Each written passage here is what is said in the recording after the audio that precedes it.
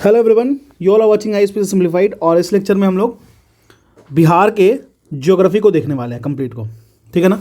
जितना जल्दी होगा मैं इसको रिवाइज करवाऊंगा और अच्छे से करवाऊंगा। ठीक है ना। जो भी मेरे पास एक्स्ट्रा एडेड इन्फॉर्मेशन हैं वो भी मैं डालूंगा ताकि आपके लिए एग्जाम में जो 10 क्वेश्चन आते हैं वो डायरेक्टली बन जाए। ठीक है ना।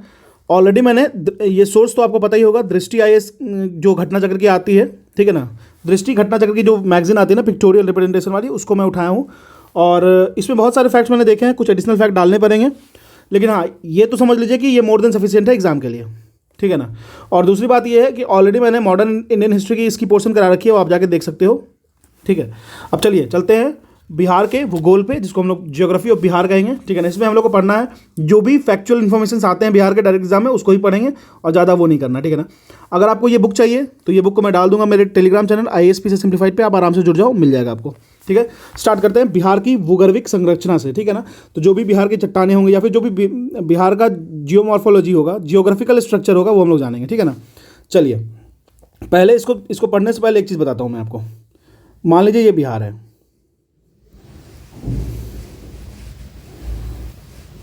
Not very good at this, ये बिहार है। ठीक है। अब देखिए इसमें कुछ क्लासिफिकेशंस हैं, वो समझते हैं।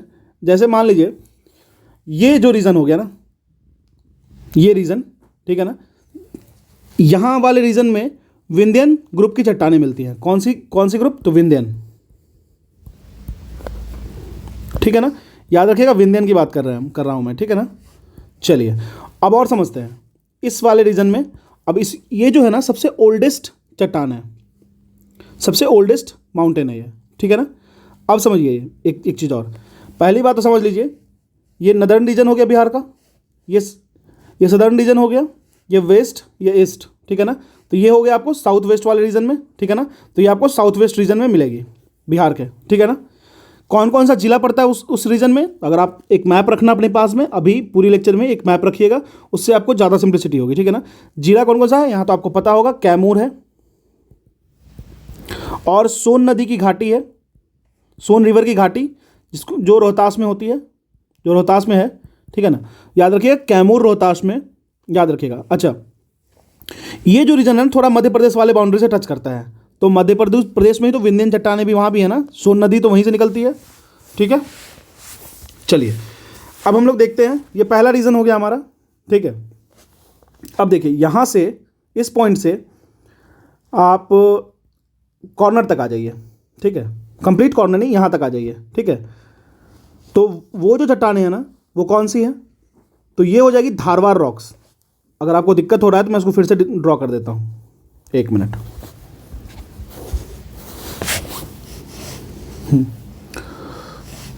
तो धारवाड़ जो होंगी वो गया, जमुई, मुंगेर, नवादा। ठीक है ना। साउथ ईस्ट बिहार रीजन में ज़्यादा ओरिएंटेशन है इनका, याद रखिएगा। ठीक है। तो जैसे बिहार का नीचे वाला हिस्सा है ना, ये तो हो गया आपको वो वाला। ठीक है। तो यहाँ से लेके इस रीजन में हो जाएगा धारवाड़ का। ठीक है ना। तो धारवाड़ वाली रीजन कौन कौन सी होगी तो समझ लेते हैं, गया, जमुई, मुंगेर, नवादा। याद रखिएगा साउथ ईस्ट बिहार ओरिएंटेशन है इसका। ठीक है ना। अच्छा जिला तो बता दिया। अच्छा ये खनिज किस चीज़ के लिए बहुत फेमस है? तो माइका के लिए ये बहुत ज़्यादा पॉपुलर है। ये रीजन जो होता है ना, धारवाड़ चट्टाने वाली रीजन जो होती हैं, वो खनिज के लिए, खनिज में अभ्रक के लिए बहुत ही ज़्यादा वो है, पॉपुलर है, जिसको माइका कहते हैं। ठीक है ना। चलिए और कुछ एक जो कॉर्नर वाला रीजन है, ठीक है ना, वहाँ पे मिल जाती है। जैसे आपको माइका तो मिलती है। ठीक है ना। और तो विंध्यान रेंज तो आपको पता चल गया ना, विंध्यान रॉक्स जो होगा वो आपको पता चल गया। अब मैं इसको ड्रॉ कर दिया हूँ। देखिए सेकंड सेगमेंट जो है ना वो मैंने आपको धारवाड़, ये जो है ये धारवाड़ है। ठीक है ना। ये धारवाड़ रॉक्स के लिए। ठीक है ना। ये मुंगेर, जमुई, नवादा में देखा जाता है और माइका जो है ना यहाँ पे मोस्ट पॉपुलरली फाउंड किया जाता है। ठीक है ना। अब हम लोग चलते हैं, ये जो ऊपर वाला रीजन है ना, टर्शियरी चट्टान कहते हैं इसको, टर्शियरी रॉक्स। ठीक है ना। Tertiary rocks. ठीक है ना। ये मोस्टली आपको पाया जाता है हिमालय के तराई क्षेत्र में। ठीक है ना। हिमालयन तराई रीजन में पाया जाता है और मोस्टली वेस्ट चंपारण में, वेस्ट चंपारण में। ठीक है। अच्छा अब इसके ही टॉप पे एक देखते हैं। ये जो सेगमेंट आप देख रहे हैं ना, थोड़ा सा ऊपर से एक पतला सा बेल्ट जा रहा है, ये हुआ क्वाटरनरी, ये हुआ क्वाटरनरी रॉक्स। ठीक है ना। ये मोस्टली एल्यूवियल होता है, हिमालय एवं छोटा नागपुर पठारी क्षेत्र में ये पाया जाता है हल्का सा। ठीक है ना। और ये जो है ना न्यूअर सिस्टम है, वैसे भी आपको पता है कि एलुवियल जो होता है वो न्यूएल सिस्टम ही होता है, ठीक है ना, जो कि खादर और भांगर वो हम लोग बाद में देख लेंगे, ठीक है ना। अच्छा, धारवाड़ रॉक्स जो मिलता है ना ये वाले रीजन में, कहाँ कहाँ, तो जमुई नवादा, ये जो रीजन है जमुई नवादा ये सब तो मिल गया, साथ में एक जगह और मिलता है वो मुंगेर है, याद रखिएगा, मुंगेर में भी धारवाड़ मिलता है, ठीक है ना। चलिए, और जो बाकी बचा रीजन है वहाँ भी क्वाटरनरी मिलता है, ठीक है ना। क्वाटरनरी जो है वो रिसेंट वाला है, छोटा नागपुर रीजन में भी मिलता है और हिमालयन के तराई वाले रीजन में भी मिलता है, ठीक है ना। तो ये था हमारा टोटल। अब इसको मैं जो भी दे रखा है इन्फॉर्मेशन इस बुक में उसको हम लोग देख लेते हैं, ठीक है। जब भी बैठे ना एक मैप लेके बैठे, ठीक है, मैप से आप कर सकते हो, आपको आसानी होगा, बार बार याद भी करने की जरूरत नहीं पड़ेगी मैप से करोगे तो, ठीक है ना। चलिए, जैसा मैंने आपको बताया, धारवाड़ रॉक की बात कर ले हम लोग। धारवाड़ रॉक की जो हम लोग बात किए थे, कौन से रीजन में था, मुंगेर में, जमुई में, नवादा में, मुंगेर, जमुई, नवादा में। तो इसका निर्माण हुआ था ना प्री कैम्ब्रियन एज का है ये, ठीक है ना, प्री कैम्ब्रियन एज का है। इसका जो लोकेशन है वो तो मैंने आपको ऑलरेडी बताया, जमुई, नवादा, मुंगेर की पहाड़ी, खड़गपुर की पहाड़ी, बिल्कुल उसी रीजन में बिहार शरीफ, राजगीर एवं गया में, ठीक है ना। रीजन तो आपको याद होगा, मैंने मैप पे दिखा दिया था, कहाँ कहाँ, जमुई, नवादा, मुंगेर। मुंगेर एक मैप के बीच में पड़ता है, मतलब थोड़ा सा ऊपर पड़ेगा, लेकिन वहाँ भी ये मिलता है, ठीक है, धारवाड़ रॉक्स, ठीक है ना। तो जमुई, नवादा, मुंगेर, मुंगेर हो गया, फिर खड़गपुर की पहाड़ी हो गई, फिर बिहार शरीफ, राजगीर एवं गया, नीचे वाला पट्टी, ठीक है ना। अब चलते हैं, इसका जो इंपॉर्टेंस है वो आपको सिस्ट मिलता है यहाँ पे, gneiss, granite, quartzite, cobalt, manganese, chromium एवं आपको तो मैंने बता दिया था ना माइका का यहाँ बहुत अच्छा सोर्स है, इस बात का ख्याल रखना है, ठीक है ना। चलिए, अब हम लोग टर्शियरी चट्टान की बात कर लेते हैं, ठीक है ना। टर्शियरी रॉक्स के बारे में समझ लेते हैं, ठीक है। तो आपको मैंने बताया था ना कि ऊपर वेस्ट चंपारण एक पट्टी जाती है पश्चिम चंपारण के पास, ठीक है ना।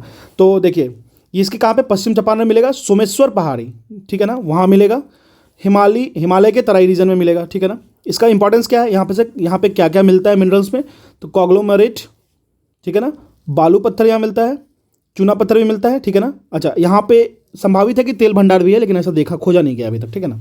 चलिए, अब हम लोग विंध्यन रेंज की बात कर लेते हैं, जो कि ऑलरेडी हम लोगों ने किया था। विंध्यन रेंज जो कि विंध्यन चट्टान समूह से मिलती है, सबसे पुरानी चट्टानें हैं, तो आपको याद होना चाहिए विंध्यन सबसे पुरानी है, ठीक है ना।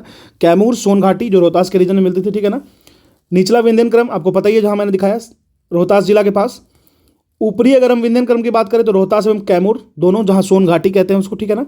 इसका इंपॉर्टेंस है, चूना पत्थर यहाँ मिलता है, बलुआ पत्थर और पायराइट मिलता है, याद रखिएगा, चूना पत्थर, बलुआ पत्थर और पायराइट यहाँ मिलता है। एग्जाम में पूछेगा, आप आराम से। अच्छा, अगर मिनरल वाली की तो मैंने अलग से भी एक वीडियो करा रखी है 5 से 7 मिनट की, आप उसको जाके देख लेना, ठीक है। अच्छा, आपको तो बताइए सासाराम में शेरशाह सूरी की मकबरा भी है, ठीक है ना। और साथ साथ में सारनाथ के स्तूप हेतु प्रयुक्त पत्थर भी यहीं से उठाया गया है, ठीक है ना। अब बात करते हैं क्वाटरनरी चट्टान की, क्वाटरनरी रॉक्स के बारे में, जिसके बारे में हम लोगों ने ऑलरेडी बात किया। वेस्ट चंपारण के सबसे ऊपर वाले स्ट्रिप पे, ठीक है ना। तो बिहार का मैदानी क्षेत्र में भी है ये, आपको पता ही है, जो भी, क्योंकि ये जलोढ़ है, ठीक है ना, एलुवियल है, तो ये हर जगह है। और इसका महत्व है 33 सागर के अवशेष एवं गंगा के सहायक नदियों द्वारा लाए गए अवसादों से निर्मित, बिल्कुल, जो भी लेके आता है इरोजनल पैटर्न जो रिवर लेके आता है, ठीक है ना, इरोजन्स जो लेके आता है इरोजनल सॉइल को, उससे ही बनता है ये। और ये बहुत ज़्यादा प्रोडक्टिव होता है, उपजाऊ बहुत ज़्यादा होता है, ठीक है ना, इसकी प्रोडक्शन काफ़ी अच्छी होती है, ठीक है। चलिए, खासकर आपको मोस्टली नॉर्थ बिहार में बहुत ज़्यादा देखने को मिलेगा ये। चलिए, अब हम लोग संरचना की बात कर लेते हैं, भू आकृति की, ठीक है ना। तो देखिए, एक है शिवालिक का पर्वतीय क्षेत्र, ठीक है ना। इसका विस्तार कहाँ से कहाँ तक है, तो देखिए, त्रिवेणी नहर से भिकनाठोड़ी दर्रे के मध्य में, त्रिवेणी नहर से लेकर के भिकनाठोड़ी दर्रे के बीच तक, ठीक है ना। तो जो हम लोग शिवालिक का पर्वतीय क्षेत्र पढ़ रहे हैं ना, उसमें विस्तार तो आपको पता चल गया, त्रिवेणी नहर से लेकर के भिकनाठोड़ी दर्रे के पास तक, ठीक है ना। उसके बाद सोमेश्वर श्रेणी की बात कर लेते हैं, ठीक है। सोमेश्वर श्रेणी का ही ये सब पार्ट है। इसका प्रमुख दर्रा जो है, जो प्रमुख पासेस है, मेन इंपॉर्टेंट पासेस हैं, वो भिकनाठोड़ी पास है, सोमेश्वर दर्रा है और मरवात दर्रा है, याद रखिएगा, भिकनाठोड़ी पासेस है, सोमेश्वर दर्रा है और मरवात पासेस है, ठीक है ना। अच्छा, इसकी सर्वोच्च चोटी जो सबसे बड़ी चोटी है ना, वो आपको फोर्ट सोमेश्वर हिल कहते हैं उसको, और वो 880 नहीं 874 मीटर का है, ठीक है ना। यहाँ पे शायद ये रॉन्ग दे रखा है, एक बार आप क्रॉस चेक कर लेना, ठीक है। ये 874 मीटर का और ये सबसे हाईएस्ट है, ठीक है ना। चलिए, ये पश्चिम चंपारण में स्थित है, तो पता ही है आपको। और ये जो श्रेणी है ना, सोमेश्वर हिल और शिवालिक की पर्वत श्रेणी, सोमेश्वर श्रेणी, ये बिहार की सबसे उत्तर में पड़ने वाली श्रेणी है। एक बार आप इसको क्रॉस चेक कर लेना, हो सकता है मैं भी गलत हूँ, 880 या 874 हो सकता है, ठीक है। तो एक बार क्रॉस चेक करके कमेंट बॉक्स में डाल देना, ठीक है। फिर हम लोग हरड़ा घाटी की बात करें, हरा वैली की बात कर लें, ठीक है ना। इसमें आपको मोस्टली जलोढ़ मैदान का भाग मिलता है, आता है, और इसका जो एक्सपेंशन है ना, वो सोमेश्वर श्रेणी से लेकर रामनगर दून के मध्य तक है, याद रखिएगा, सोमेश्वर श्रेणी से लेकर रामनगर दून तक के बीच तक है, ठीक है ना। देखिए अगर इसको थोड़ा और सिंप्लीफाई कर दूं आपके लिए तो एक चीज़ समझते हैं। देखिए हिमालयन माउंटेन रीजन जो है ना बिहार में, नॉर्थ पार्ट की बात कर रहे हैं हम, ठीक है ना। ये एक बेल्ट है नॉर्थ वेस्ट ऑफ गंगा से लेके, जिसको हम लोग शिवालिक रेंज भी कहते हैं। इसका एरिया लगभग 932 किलोमीटर स्क्वायर में फैला है, ठीक है ना। अब शिवालिक रेंज जो है ना वो 3 भाग में है, ठीक है ना। इसको रामनगर दून, सोमेश्वर रेंज और दून वैली। दून वैली को ही हम हरहा वैली कहते हैं, ठीक है ना। फिर से मैं बोल रहा हूँ, रामनगर दून, सोमेश्वर रेंज और दून वैली। दून वैली को ही हम हरहा वैली कहते हैं। अच्छा अगर हम लोग रामनगर दून की बात कर लें, हम लोग रामनगर दून की बात कर लेना, तो देखिए उसमें क्या होता है, उसका मैक्सिमम हाइट 240 मीटर है, ठीक है ना। ये संतपुर के आसपास वाला रीजन है। इसका एरिया जो है 214 किलोमीटर स्क्वायर के रेंज में फैला है। देखिए इतना ज़्यादा डिटेल में घुसने की जरूरत नहीं है, बहुत ज़्यादा डिटेल में घुसने की जरूरत नहीं है, लेकिन आपको ये याद होना चाहिए कि शिवालिक रेंज में 3 भाग होता है, रामनगर दून, सोमेश्वर रेंज और दून वैली। दून वैली को ही हम हरहा वैली कहते हैं, ठीक है ना।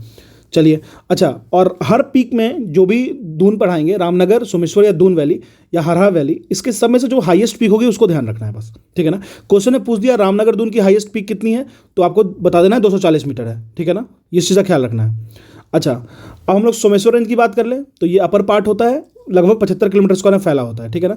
कहाँ से कहाँ तक फैला हुआ है, देखिए यहाँ पे दे रखा है ना कि वो त्रिवेणी नहर से लेकर विकनाठोरी दर्रे तक फैला हुआ है। तो याद रखिएगा त्रिवेणी कैनाल से लेके वेस्ट में विकनाठोरी के पास तक फैला हुआ है, और यही बाउंड्री बनाता है बिहार एंड नेपाल का। देखिए कितना इंपॉर्टेंट फैक्ट है, बिहार एंड नेपाल का बाउंड्री बनाता है, ठीक है ना। मैं ये बात कर रहा हूँ सोमेश्वर रेंजेस की, ठीक है ना। याद रखिएगा मैं सोमेश्वर रेंजेस की बात कर रहा हूँ, अभी हरा घाटी की बात नहीं कर रहे हैं, ठीक है ना। तो सोमेश्वर रेंज का हमारा क्लियर हो गया है, ठीक है ना। Ramnagar Doon already cleared, Someshwar range already cleared. अब हम लोग चलते हैं दून वैली पे, ठीक है ना। दून वैली जिसको हम लोग हरहा वैली भी कहते हैं, याद रखिएगा इसी को हम लोग दून वैली भी कहते हैं, ठीक है। अब एक चीज़ समझते हैं, ये जो है ना रामनगर दून और सोमेश्वर रेंज के बीच में आता है, और ये लगभग 24 किलोमीटर के रेंज में फैला है, ठीक है ना। रामनगर दून एंड सोमेश्वर रेंज के बीच में है ये, इसको हम लोग हरहा वैली भी कहते हैं। इसका एरिया लगभग 586 किलोमीटर स्क्वायर में फैला है। एक बात याद रखिएगा, इसको याद रखने की कोई ज़रूरत नहीं है, ठीक है ना। और इसकी जो मैक्सिमम हाइट है ना वो आपको लगभग 150 मीटर है, ठीक है ना। आपको मैंने ऑलरेडी बताया कि अगर रामनगर दून की मैक्सिमम हाइट की बात करें तो वो 240 मीटर है, ठीक है ना। सोमेश्वर आपको पता है वहाँ पे सोमेश्वर हिल है जो कि 874 मीटर है। एक बार आप क्रॉस वेरीफाई कर लेना, 880 मीटर भी हो सकता है, ठीक है ना। चलिए रामनगर दून हम लोगों ने ऑलरेडी कर रखा है, ये तो खत्म कीजिए, ठीक है ना। और इसकी हाइट 242 मीटर जो कि संतपुर एक जगह है उसके पास है, ठीक है ना। अच्छा अब कुछ एग्जाम के फैक्चुअल डाटा इसमें दे रखता है। देखिए मैं जो भी होगा ना उसमें एडिशनल डाटा डालूंगा, जो मेरा खुद का है वो मैं डाल दूंगा इसमें, ताकि आपको बहुत ज़्यादा घूमना ना पड़े, ठीक है। परीक्षा दृष्टि की बात कर लेते हैं तो बिहार को मुख्यतः कितने भौगोलिक क्षेत्रों के विभाजित किया गया, तो 10 भौगोलिक क्षेत्रों में विभाजित किया गया बिहार को, ठीक है ना, याद रखेगा। अच्छा अगर दक्षिण बिहार की बात करें, साउथ बिहार की बात करें, तो वहाँ के मैदानों में स्थित जलमग्न निम्न भूमियाँ कहलाती हैं टाल। जो टाल होती है ना, जैसे देखिए पानी में डूब गई और कुछ समय बाद जब वाटर रिसाइड करके नीचे जाता है और मिट्टी का ढेर छोड़ के जाता है ना, उसी को हम लोग टाल कहते हैं, ठीक है ना, याद रखिएगा। इसमें बहुत सारी टाल है, जैसे मोर टाल हो गया, बरहिया टाल हो गया, मोकामा टाल हो गया, मोकामा टाल तो आपको पता ही होगा, ठीक है ना, छोटे सरकार, सिंघौल टाल हो गया, है ना, ठीक है, याद रखिएगा। चलिए अब हम लोग मैदानी क्षेत्र की बात कर लेते हैं, प्लेन्स की बात कर लेते हैं, ठीक है ना। तो मोस्टली जो होता है यहाँ पे गंगा नदी का ही खेल है, गंगा नदी के द्वारा 2 भागों में विभाजित किया गया है, ठीक है ना। इसको आपको बिल्कुल पता होगा कि मैदानी क्षेत्र में बात कर रहे हैं, तो हम लोग जब बात करेंगे एलुवियल सॉइल की बात कर लेंगे, ठीक है ना। चलिए अब हम लोग और देख लेते हैं कि यहाँ 2 हो जाएगा, एक उत्तरी मैदान में फैला हुआ, दक्षिणी मैदान में फैला हुआ, साउथ बिहार नॉर्थ बिहार दोनों में फैला हुआ है, ठीक है ना। इसका अगर हम लोग उत्तरी मैदान की बात करें ना, साउथ बिहार की मतलब नॉर्थ बिहार की बात करें, तो इसका क्षेत्रफल लगभग 56,980 किलोमीटर स्क्वायर के एरिया में फैला है, ठीक है ना। ज़्यादातर ऊपर ही है, नॉर्थ बिहार में ही है, ठीक है ना। अब हम लोग यहाँ की प्रमुख रिवर्स की बात करें, इंपॉर्टेंट मेन रिवर्स की बात करें, तो कोशी है, बागमती है, बूढ़ी गंडक है, गंडक और महानंदा है। क्या क्या है, कोशी, बागमती, बूढ़ी गंडक, गंडक एंड महानंदा। मैं रिवर की एक अलग से सेपरेट लेक्चर डाल दूंगा, आप उसको देख लीजिएगा। हालांकि इसमें भी पूरा मेंशन्ड है, कहीं कुछ नहीं है, लेकिन मैं मैप के थ्रू डालूंगा। ऑलरेडी मैंने 5 से 6 लेक्चर मैप के थ्रू डाल रखा है, उसको भी आप देख लीजिए, ठीक है ना। अगर अब हम लोग इसकी क्लासिफिकेशन की बात करें ना, तो भावर कहते हैं और बांगर, भावर या तराई, पहला होता है भावर या तराई, जो कि आपको तराई वाले रीजन पे होता है, उसको भावर कहते हैं, ठीक है ना। उसके बाद जो एक्चुअल सॉइल होता है जो रिवर के पास होता है ना, उसको बांगर एंड खादर कहते हैं, ठीक है ना। ये बांगर एंड खादर कहते हैं, ठीक है ना। बांगर जो होता है वो ओल्डर एलुवियल है, खादर जो है न्यूअर एलुवियल है, ठीक है ना। जैसे मान लीजिए ये रिवर यहाँ से जा रही है, ठीक है ना। तो जो ये सॉइल लेके आ रही है वो अपने बैंक पे धीरे जा रही है, धीरे धीरे धीरे धीरे करके। तो कुछ समय बाद यही सॉइल धीरे धीरे ट्रांसलेट होकर दूर चली जाते हैं। तो दूर जो चला गया ना वो हो गया आपको ओल्डर एल्यूवियल, जिसको बांगर कहते हैं, और जो नज़दीक में रह गया ना उसको न्यूअर एल्यूवियल कहते हैं, जिसको खादर कहते हैं, ठीक है ना। तो इस चीज़ का ख्याल रखना है आपको, ठीक है। छोटी छोटी चीज़ें बातें हैं और आपको ध्यान रखना है, क्योंकि देखिए 10 दिन बचा है एग्जाम का लगभग, मिनिमम मान लीजिए। उसके बाद तो फटाक फटाक बस ऑप्शन ध्यान में रहना चाहिए, बनेगा ही। अब हम लोग देखिए इसके एक्सपेंशन की बात कर लेते हैं। नॉर्थ बिहार की बात कर रहे हैं हम लोग, जलोढ़ मिट्टी की बात कर रहे हैं, ठीक है ना।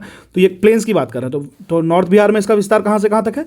तो भागलपुर, सहरसा, दरभंगा, पश्चिम चंपारण, सिवान, मधुबनी, पूर्वी चंपारण, गोपालगंज, पूर्णिया, सारण और मुजफ्फरपुर में। बिल्कुल आपको तो सोचना है, आपको एक मैप रखना है और नॉर्थ बिहार को इमेजिन करना है बस। अगर इसके हम लोग प्रमुख दोआब की बात करें, देखिए दोआब क्या होता है ना, जैसे मान लीजिए 2 रिवर जा रही है, ठीक है। तो उस रिवर के बीच में जो सॉइल्स होते हैं ना, जो खाली एरिया होता है उसको कहते हैं दोआब, ठीक है ना, जो 2 रिवर के बीच में बन जाती है, ठीक है ना। चलिए अब देखिए दोआब इसमें इंपॉर्टेंट कौन कौन सी है। तो महानंदा कोसी दोआब, मतलब कोसी और महानंदा रिवर से जो मिलके जो बीच में जो एम्प्टी स्पेस बनती है ना, उसको कोसी महानंदा दोआब कहते हैं, ठीक है ना। अगर हम लोग एक और बनेगी, कोसी गंडक दोआब भी बनती है, फिर गंडक घाघरा दोआब भी बनती है, ठीक है ना। रिवर वाले लेक्चर जरूर देख लीजिएगा। रिवर वाले में पूरी तरीके से एक्सप्लेन करूंगा कहाँ पे दोआब बन रहा है, कहाँ पे कौन रिवर कब कहाँ किस जगह से बिहार में एंटर कर रही है, ठीक है ना, एकदम कंप्लीट। और इसकी अगर नोट्स चाहिए आपको तो मेरे आईएसपी सिंप्लीफाइड टेलीग्राम पे जुड़ जाइए, ठीक है ना। चलिए अब हम लोग बात करेंगे दक्षिणी मैदान की, साउथ बिहार में जो मैदान है उसकी बात करते हैं, ठीक है ना। चलिए ये लगभग छोटा है एज़ कम्पेयर टू नॉर्थ वाले मैदान से, नॉर्थ वाले प्लेन से छोटा है। इसका क्षेत्रफल है 33,670 किलोमीटर स्क्वायर, ठीक है ना। यहाँ पे प्रमुख नदियाँ तो आपको पता ही होगा, पुनपुन है, क्यूल है, गंगा है, ठीक है। इसकी विस्तार अगर देखें तो गंगा नदी के दक्षिण से छोटा नागपुर पठार के उत्तरी भाग तक। तो याद रखिएगा यहाँ से अगर रिवर गंगा जा रही है मान लीजिए, ठीक है, तो उसके बाद यहाँ पे छोटा नागपुर प्लेटी हो तो इसी रीजन में होगा, ठीक है ना। तो बस बेसिक है। अब देखिए आगे और समझते हैं। कह रहा है इसकी प्रमुख पहाड़ियाँ इस रीजन में, साउथ वाले प्लेन में प्रमुख पहाड़ियाँ कहाँ कहाँ पे? गया में, राजगीर में, खड़गपुर, बराबर हिल्स तो आपको पता ही होगा, अशोक वाला, ठीक है, एवं गिरिथक की पहाड़ियाँ हैं यहाँ पर, ठीक है ना, याद रखिएगा। अगर इसकी क्लासिफिकेशन हम लोग देखें तो भोजपुर का मैदान, मगध का मैदान, अंग का मैदान, याद रखिएगा, भोजपुर का मैदान, मगध का मैदान, अंग का मैदान। अब आप मेरे को कमेंट सेक्शन में ये बताइए अंग की कैपिटल कौन थी, मगध का कैपिटल कौन था? बिल्कुल बहुत ही ईजी क्वेश्चन है, ठीक है। चलिए अब आगे चलते हैं, बात करेंगे दक्षिण का सीमांत पठारी क्षेत्र। अब हम लोग बात कर रहे हैं साउथ में जो बाउंड्री वाला एरिया है ना उसकी बात कर रहे हैं, ठीक है ना। तो यहाँ पे विंध्यन पर्वत का भाग है, आपको मैंने ऑलरेडी बताया विंध्यन पर्वत के बारे में, ठीक है ना। और विंध्यन पर्वत की बात करें, अच्छा कैमूर का पठार भी है। इसकी औसत ऊंचाई है, एवरेज हाइट है इसकी 300 मीटर से लेकर 450 मीटर, ठीक है ना। हम लोग इसकी विस्तार देख लेते हैं, एक्सपेंशन देख लेते हैं। तो जबलपुर मध्य प्रदेश से स्टार्ट होगा, रोहतास बिहार तक आता है, याद कीजिए विंध्यन, मैंने इससे पहले आपको बताया है ज्योग्राफिकल क्लासिफिकेशन ऑफ बिहार में, ठीक है ना। और इसका दूसरा नाम रोहतास का पठार भी कहते हैं इसको, ठीक है ना। तो विंध्यन पर्वत का भाग आपको पता है, जबलपुर मध्य प्रदेश से स्टार्ट होता है, रोहतास तक एंड होता है, ठीक है ना। अब चलते हैं हम लोग खड़गपुर की पहाड़ी थोड़ा देख लेते हैं, खड़गपुर की पहाड़ी के बारे में देख लेते हैं। ये देखिए इसका त्रिभुजाकार, इसका शेप जो है वो त्रिभुजाकार है, ठीक है ना। इसकी जो पठार है वो कहाँ कहाँ से है? कोडरमा पठार इसके उत्तर में, उत्तर पूर्व में स्थित है, ठीक है ना। कोडरमा पठार इसके उत्तर पूर्व में स्थित है, ठीक है ना। अगर इसकी विस्तार की हम बात करें तो जमालपुर से लेकर जमुई तक है, ठीक है ना, जमालपुर से लेकर जमुई तक। और ये जो खड़गपुर की पहाड़ी आती है ना वो धारवाड़ रॉक सिस्टम में आती है, ठीक है ना। धारवाड़ मैंने आपको ऑलरेडी बता रखा है, उसमें ज़्यादा कुछ सोचने की जरूरत नहीं है, ठीक है ना। अच्छा एक चीज़ और समझिए, अगर हम लोग वर्ल्ड की सबसे बड़ी टाल क्षेत्र की बात करें तो वो मोकामा के क्यूल हरोहर नदी घाटी में है, याद रखिएगा। मोकामा के क्यूल हरोहर नदी घाटी में जो टाल बनती है वो विश्व का, पूरे वर्ल्ड का सबसे बड़ा टाल क्षेत्र है, ठीक है ना। अच्छा यहाँ पे सैंड माइनिंग और माफियाज भी बहुत सारे हैं। बिहार में भारत के लगभग 90% मखाने, जिसको हम लोग फॉक्सनट कहते हैं, जिसको अभी इसको मिथिला मखाना भी नाम दिया गया है, जीआई टैग में इसको इंट्रोड्यूस भी किया गया है, ठीक है ना। ये लगभग 90% बिहार में ही किया जाता है इसका प्रोडक्शन। उत्तर पूर्व के निम्न भूमि क्षेत्र में ये होता है। बिहार का प्राचीनतम जो भूखंड है ना वो दक्षिण का सीमांत पठारी प्रदेश है। तो याद रखिएगा, देखिए जो जितना ओल्डर होगा ना वहाँ उतने अच्छे मिनरल्स मिलेंगे। तो आप जब झारखंड की तरफ मूव कीजिएगा ना तो वहाँ काफ़ी अच्छे काफ़ी बढ़िया क्वालिटी के मिनरल्स मिलते हैं। तो आप याद रखिएगा वो ओल्डर रीजन में चला जाता है, ठीक है ना। चलिए अब हम लोग बात करते हैं सॉइल्स ऑफ बिहार का, ठीक है, सॉइल्स इन बिहार। अब हम लोग स्टार्ट करेंगे सॉइल्स इन बिहार के बारे में, ठीक है ना।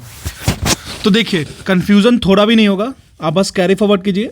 इसको देखने के बाद हो सके तो आप मैप वाली सेगमेंट में मैं सॉइल की भी डाल दूंगा, रिवर्स की डालूंगा, आप उसको देख लेना। ऑलरेडी मैंने 5 करा रखा है मैपिंग में, जहाँ मिनरल्स, इंडस्ट्रीज़ और wild life sanctuary, bird sanctuary ये सब डाल रखा है, ठीक है ना। अब चलिए बिहार की मृदा की बात करें तो देखो बिहार में जो सॉइल है ना वो एक तो आप नॉर्थ बिहार में मिलेगा, ठीक है ना, और एक साउथ बिहार के प्लेन्स में मिलेगा, ठीक है ना, और दक्षिण में पठारी मृदाएं मिलती है मृदाएं, ठीक है ना। मतलब नॉर्थ बिहार में plains, south plains and south की जो पठार है, प्लेट्यू रीजन है, ठीक है ना। चलिए अब हम लोग नॉर्थ बिहार की मैदानी प्लेन्स में जो प्लेन्स में मिलती है ना सॉइल, उसके बारे में बात करते हैं, ठीक है। तो देखिए बेसिकली क्या है ना कि उप हिमालय पर्वत पादीय मृदा, इसका मतलब क्या है, पाइडमेंट सॉइल होता है, ठीक है ना, मतलब पाइडमेंट सॉइल, ठीक है ना। इसमें क्या होता है ना कि बेसिकली ये जो हिमालयन रीजन है ना उसका जो तराई रीजन होता है ना उसके फुटहिल्स के पास होता है, ठीक है ना। तो ये खास करके सिर्फ और सिर्फ सोमेश्वर श्रेणी वाले रीजन में पाया जाता है, ठीक है ना। बिहार की बात कर रहे हैं, खास करके सोमेश्वर श्रेणी का जो रेंज है ना, जो मैंने ऑलरेडी आपको बताया है, उसी में पाया जाता है, ठीक है ना। मतलब कहने का क्या हुआ, उत्तर पश्चिम बिहार, तो पूरे बिहार को अगर आप देखिएगा तो नॉर्थ एंड वेस्ट ये वाले रीजन में पाया जाएगा। मतलब अगर हम बिहार की रफ मैप बनाएं, ठीक है ना, तो ये इस वाले रीजन में पाया जाएगा, ठीक है ना।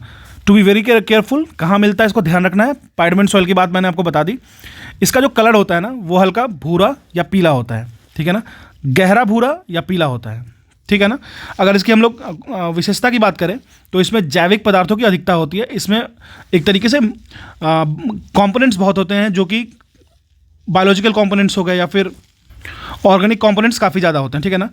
अच्छा, इसमें अगर हम लोग फसलों की बात करें, कौन कौन सी फसल यहाँ लग सकती है, तो वो धान, मक्का तथा जौ, ठीक है ना। मतलब थोड़ा सा देखिएगा तो कोर्स जो होता है ना प्लांट्स, उसको हम लोग लगा सकते हैं यहाँ पे, ठीक है ना, क्रॉप्स, ठीक है। अब हम लोग बात करेंगे, हमारा पहला हो गया है आपको जिसको हम लोग पाइडमेंट सॉइल कहते हैं, उप हिमालय का, जिसको हम लोग पर्वत पादीय मृदा भी कहते हैं, ठीक है ना। अब हम लोग बात करेंगे तराई क्षेत्र की, ठीक है ना, जो फुटहिल्स होता है उसके बाद वाले रीजन की, ठीक है, जहाँ पे छोटे छोटे ग्रेनुअल्स भी मिलते हैं आपको, ठीक है ना। तराई रीजन की बात करेंगे, वहाँ की मृदा की, वहाँ के सॉइल की बात करेंगे, तो इसकी जो लोकेशन होती है वो होती है उत्तर में बिहार हिमालय, मतलब बिहार और हिमालय की जो सीमा है, ठीक है ना, बिहार हिमालय की सीमा है। उसके साथ ही थोड़ा सा हम लोग ईस्ट की बात कर लें तो किशनगंज से लेकर के पश्चिम चंपारण तक आपको मिलेगा ये, ठीक है ना। कहाँ से कहाँ तक, बिहार नेपाल के सीमा में, उसके साथ साथ किशनगंज से लेकर के पश्चिम में चंपारण तक मिलेगा, ठीक है ना, वेस्ट में चंपारण तक मिलेगा। तो अगर हम लोग इसकी कलर की बात कर लें तो वो भूरा तथा हल्का पीला कलर का होता है, ठीक है ना। हम लोग तराई सॉइल के बारे में बात कर रहे हैं, ठीक है ना। इसकी अगर हम लोग विशेषता के बारे में बात करें तो ये थोड़ा सा अम्लीय प्रकृति का होता है, ठीक है ना, एसिडिक नेचर का होता है। फॉस्फोरस एवं पोटास की कमी तथा जैव पदार्थों की अधिकता होती है। ऑर्गेनिक इसमें बहुत कॉम्पोनेंट्स होते हैं, फॉस्फोरस एंड पोटास में कम होता है, ठीक है ना। अगर हम लोग फसलें की बात करें, क्रॉप्स की बात करें तो धान होता है, पटसन, जौ, सरसों एवं गेहूं इसमें पाया जाता है, ठीक है ना। This is all about Terai region, Terai soil, ठीक है ना। Let's move to the next, जिसको हम लोग कह सकते हैं, अच्छा मैंने आपको ऑलरेडी बांगर एंड खादर के बारे में बताया ना। जो एल्यूवियल सॉइल होता है उसको दो भाग में क्लासिफाई किया जाता है, एक होता है बांगर, एक होता है खादर, ठीक है ना। बांगर मतलब ओल्डर एल्यूवियल कहते हैं इसको, जो दूर वाले रीजन में होता है थोड़ा, ठीक है ना। और एक होता है खादर जो कि न्यूअर एल्यूवियल होता है, जो कि तुरंत लाया जाता है रिवर्स के द्वारा, ठीक है ना। चलिए हम लोग पुरानी जलोढ़ मृदा को पढ़ लेते हैं, इसको बांगर कहते हैं। देखिए इसको आप पढ़ रहे हो ना, आप एक मैप सामने में रखना, आपको बहुत आसान हो जाएगा। इसकी जो अवस्थिति है वो है गंगा के दक्षिणी मैदानी भाग में। गंगा के दक्षिणी में मैदानी भाग की बात करते हैं, ये रोहतास से लेकर गया, पटना, मुंगेर तथा भागलपुर तक मिलती है। आप मैप में देखो, I can imagine also, you can also feel that, like Rohtas में मिलेगा, गया में, पटना, मुंगेर और भागलपुर वाले रीजन में, ठीक है ना, पुराने जलोढ़ मृदा। इसका रंग जो होता है, कलर की बात कर लेते हैं, वो गाढ़ा भूरा होता है, ठीक है ना, या हल्का काला होता है, ठीक है ना, हल्का ब्लैकिश होगा या फिर डीप ब्राउन होगा, ठीक है ना। अगर इसकी हम लोग विशेषता की बात कर लें, ठीक है ना, तो वो चूना एवं पोटास की अधिकता, फॉस्फोरस, ह्यूमस एवं नाइट्रोजन की कमी। याद रखिएगा, देखिए जब भी आप बात कीजिएगा, देखिए मुंगेर, रोहतास की बात हो रही है ना, तो चूना तो मिलेगा ही वहाँ, सैंडस्टोन तो मिलेगा ही मिलेगा, ठीक है ना, सैंड तो मिलेगा ही, क्ले तो मिलेगा ही, ठीक है ना, सैंडस्टोन की बात हो रही है, सॉरी। तो कैल्शियम कंपोनेंट मिलेगा ही मिलेगा। अब अगर हम लोग बात करेंगे तो याद रखिएगा, फॉस्फोरस, ह्यूमस और नाइट्रोजन की कमी होती है। नाइट्रोजन का कमी हुआ तो यहाँ पे बेसिकली दलहन ये सब में के उपजाने में दिक्कत होती है, ठीक है ना। अब हम लोग बात करेंगे प्रमुख फसलें की, तो गन्ना, मक्का, धान एवं गेहूं एवं जूट, ठीक है ना, याद रखिएगा। और अगर हम लोग जूट की बात कर लें तो वेस्ट बंगाल अभी काफ़ी अच्छा कर रहा है इसमें, और बिहार तो है ही, और साथ में अगर पूरे वर्ल्ड में बात करें तो बांग्लादेश टॉप पे है, ठीक है ना। अब हम लोग चलते हैं नवीन जलोढ़ मृदा पे, जिसको हम लोग न्यूअर एल्यूवियल कहते हैं, इसको खादर भी कहते हैं, ठीक है ना। याद रखिएगा, ओल्डर एल्यूवियल की बात कर रहे हैं तो इसका रीजन कौन सा है, गंगा के दक्षिणी मैदानी भाग में, मतलब साउथ वाले जो साइड है ना उसकी बात कर रहे हैं हम लोग, प्लेन्स की, ठीक है ना, रोहतास से लेकर गया, पटना, मुंगेर, भागलपुर तक, ठीक है। अब हम लोग न्यूअर एल्यूवियल की बात करेंगे ना, तो इसकी अवस्थिति बेसिकली कोसी क्षेत्र में पूर्णिया, नॉर्थ बिहार चले जाइए, कोसी क्षेत्र में पूर्णिया, सहरसा तथा दरभंगा और मुजफ्फरपुर से चंपारण के उत्तरी पश्चिमी भाग तक, याद रखिएगा। कोसी क्षेत्र में पूर्णिया और सहरसा, दरभंगा और मुजफ्फरपुर से लेकर चंपारण के उत्तरी पश्चिमी भाग तक मिलेगा, ठीक है ना। इसका रंग जो होता है वो गहरा भूरा एवं काला, लगभग सेम ही है, ठीक है ना। अब इसकी विशेषता की बात करें तो क्ले की अधिकता है इसमें, ठीक है ना। क्ले की अधिकता है, ये तो जानते ही होंगे आप इसके बारे में। साथ साथ में नमी धारण करने की क्षमता, ये मॉइस्चर बहुत ईजिली कंटेंट करता है, ठीक है ना। मॉइस्चर इजीली कंटेंट करता है और इसमें बहुत ज़्यादा फर्टिलाइजर्स कंपोनेंट बहुत ज़्यादा होता है, ठीक है ना। और ये यहाँ पे आपको खेती बहुत अच्छे से हो जाती है, क्योंकि ये जो सॉइल होती है ना वो काफ़ी रिच कंपोनेंट का होता है, ठीक है ना। अगर इसमें हम लोग अगर इंपॉर्टेंट क्रॉप्स की बात कर ले तो धान, गन्ना, गेहूं, मक्का एवं दलहन। देखिए इन चीज़ों को याद करने का सबसे आसान तरीका बताऊं, आप तो बिहार से बिलोंग करते हो, ठीक है ना। आप किस रीजन से बिलोंग करते हो उसको ध्यान रखो, ठीक है ना। उसके बाद वहाँ से रिलेट करके साउथ जाओ या नॉर्थ जाओ या फिर आप सेंटर में जाओ, तो आप खुद फील कर लोगे ना कि आखिर क्या क्या डिफरेंसेस हो रहे हैं, कहाँ कहाँ क्या क्या मैच कर रहा है, ठीक है ना। चलिए अब कुछ चीज़ हम लोग परीक्षा दृष्टि से देख लेते हैं। तो बिहार में पर्वत पादीय मिट्टी, जैसे पैडमेंट सॉइल जो है ना, उसी के विस्तार को भावर क्षेत्र कहते हैं, ठीक है ना। और बिहार में अवरक, और एक चीज़ और मैं बताया था आपको, पैडमेंट सॉइल या फिर जो टराई रीजन वाला सॉइल होता है ना, भावर रीजन वाला, वहाँ पे कुछ बोल्डर्स टाइप का कुछ बड़ा बड़ा वो भी मिलेगा, स्टोन्स भी मिलेगा, ठीक है ना।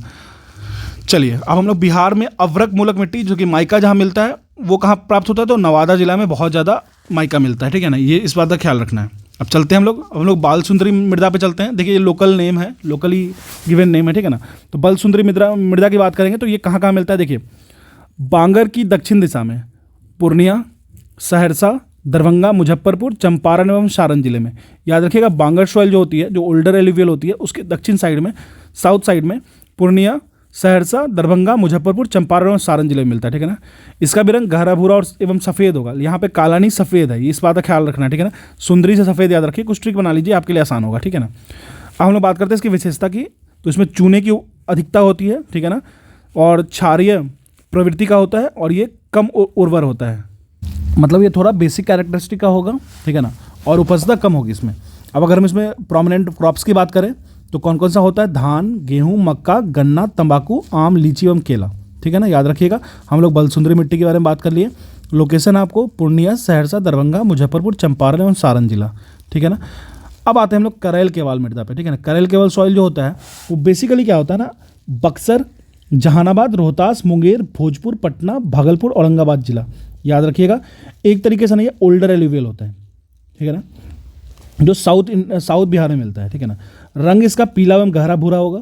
इसकी विशेषता क्या है, इसमें सिल्ट मिलेगा, बालू एवं क्ले का मिश्रण होता है वो, ठीक है ना, मिलता है इसमें।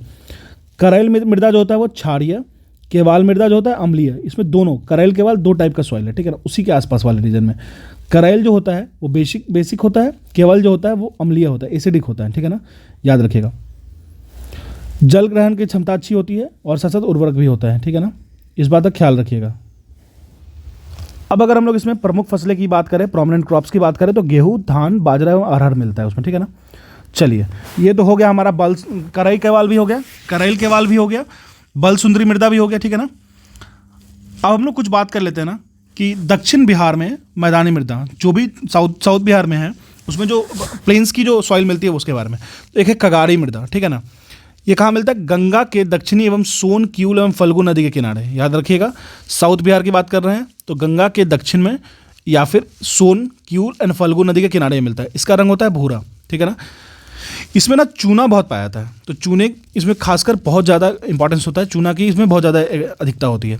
अगर हम लोग इसकी प्रमुख फसलें की बात कर ले तो वो होता है आपको सरसों, जौ, दाल, मक्का एवं विभिन्न सब्जियां, ठीक है ना। कगारी मृदा की बात कर रहे थे हम, और ये साउथ बिहार की सॉइल है, ठीक है ना। हम लोग टाल की बात करते हैं, ठीक है ना। तो याद रखिएगा जैसे गंगा रिवर जाती है ना, ऐसे गई बीच से, ठीक है ना, बक्सर के चौसा से घुसी और यहाँ से भागलपुर से आउट हो गई, ठीक है ना। तो उसके नीचे से ना एक स्ट्रिप जाती है, लगभग 8 से 10 किलोमीटर की एक स्ट्रिप होती है, ठीक है। उसको ही हम लोग टाल मृदा कहते हैं, ठीक है ना। याद रखिएगा तो वो कौन कौन सा रीजन पड़ जाएगा, बिल्कुल बक्सर पड़ेगा, मुंगेर पड़ेगा, पटना एवं भागलपुर जिला पड़ जाएगा, ठीक है ना। याद रखिएगा।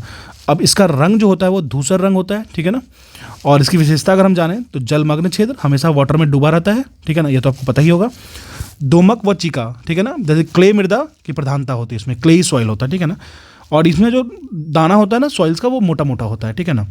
और इसकी फसल की बात कर ले तो हम रवि फसल होता है, यहाँ दलहन होता है, ठीक है ना। चलिए ये हो गया आपको टाल मृदा। अब हम लोग बात करेंगे कुछ, यहाँ पे एक चीज़ छूट गया, बलथर मृदा के बारे में, ठीक है ना। बलथर सॉइल के बारे में जान लीजिए, ठीक है ना। ये जो है ना गंगा के मैदान की दक्षिणी सीमा तथा छोटा नागपुर पठार की उत्तरी सीमा के मध्य में संकीर्ण पट्टीनुमा क्षेत्र, याद रखिएगा।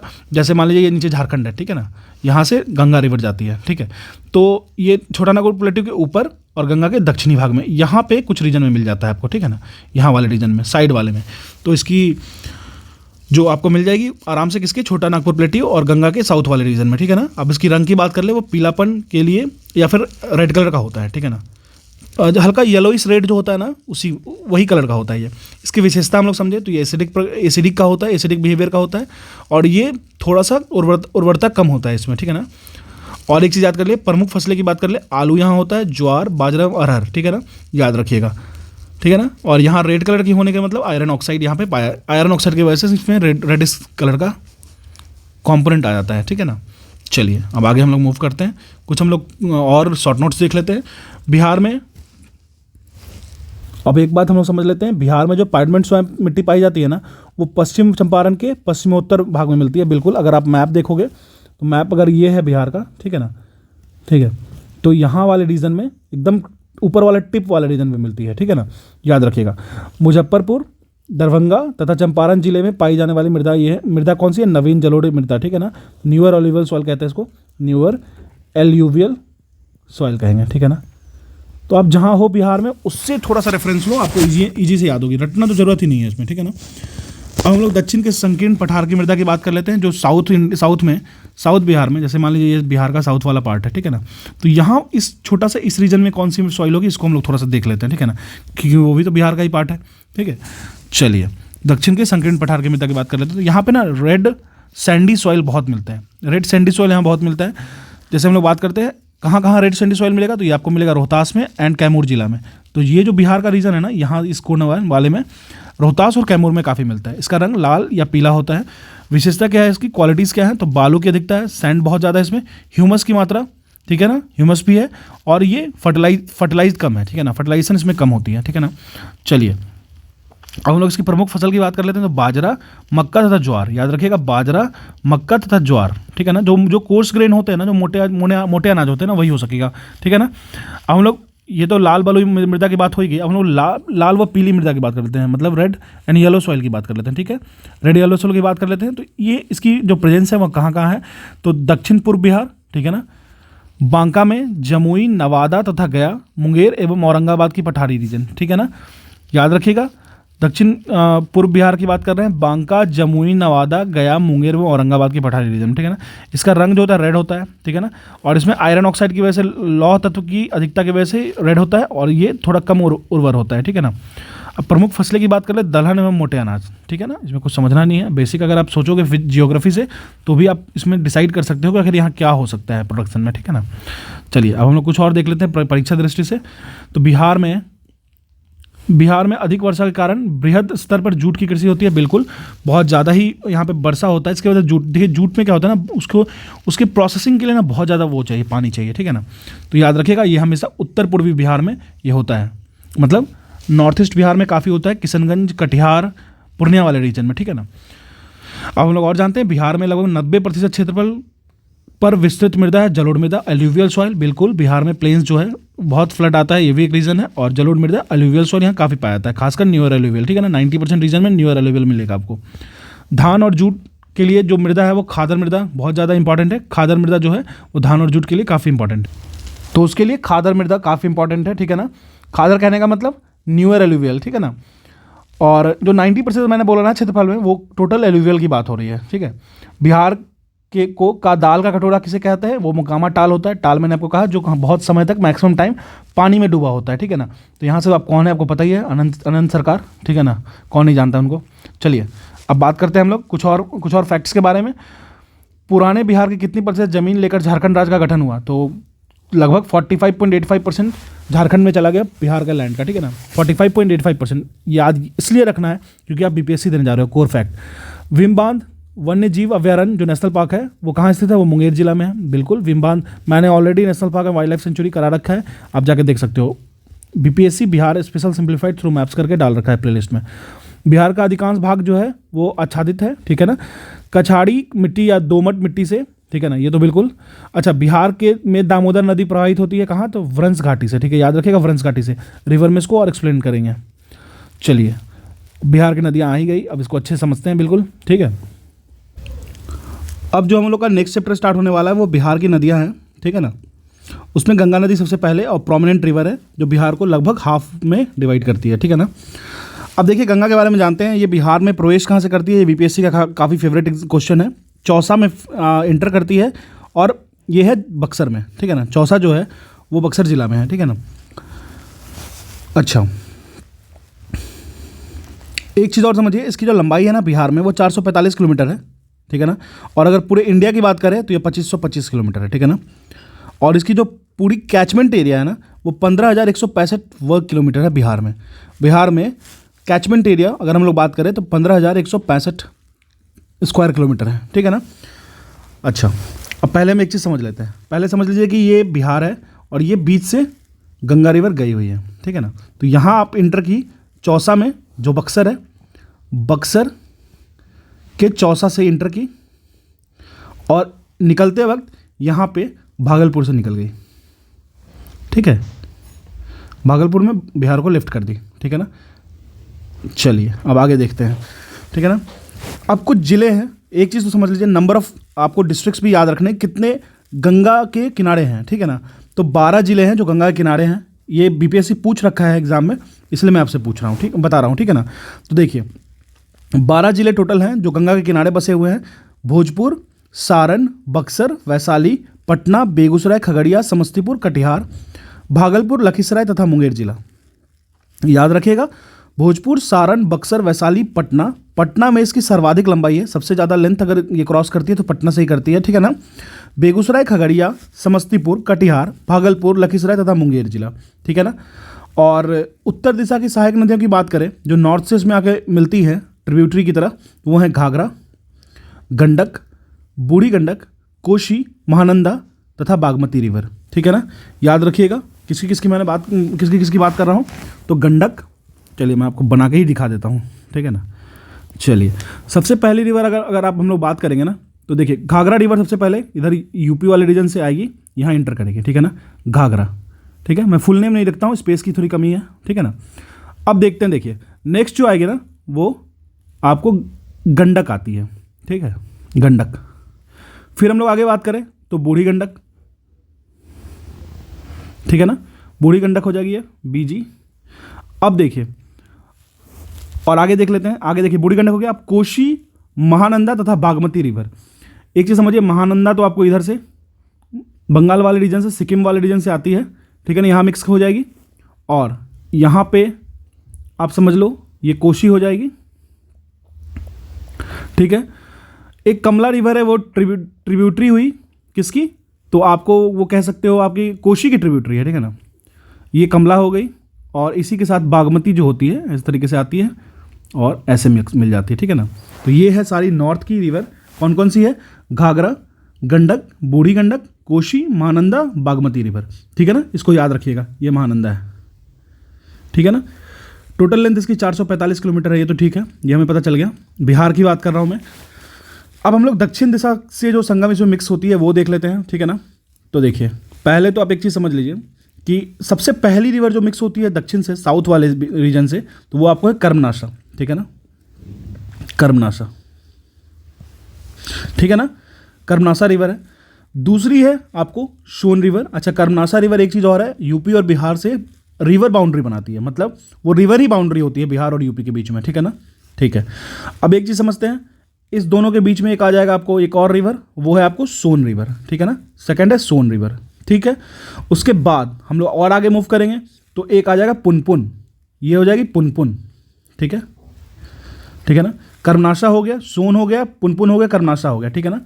उसी तरीके से क्यूल रिवर यहीं कहीं बीच में मिलेगी, क्यूल, ठीक है ना।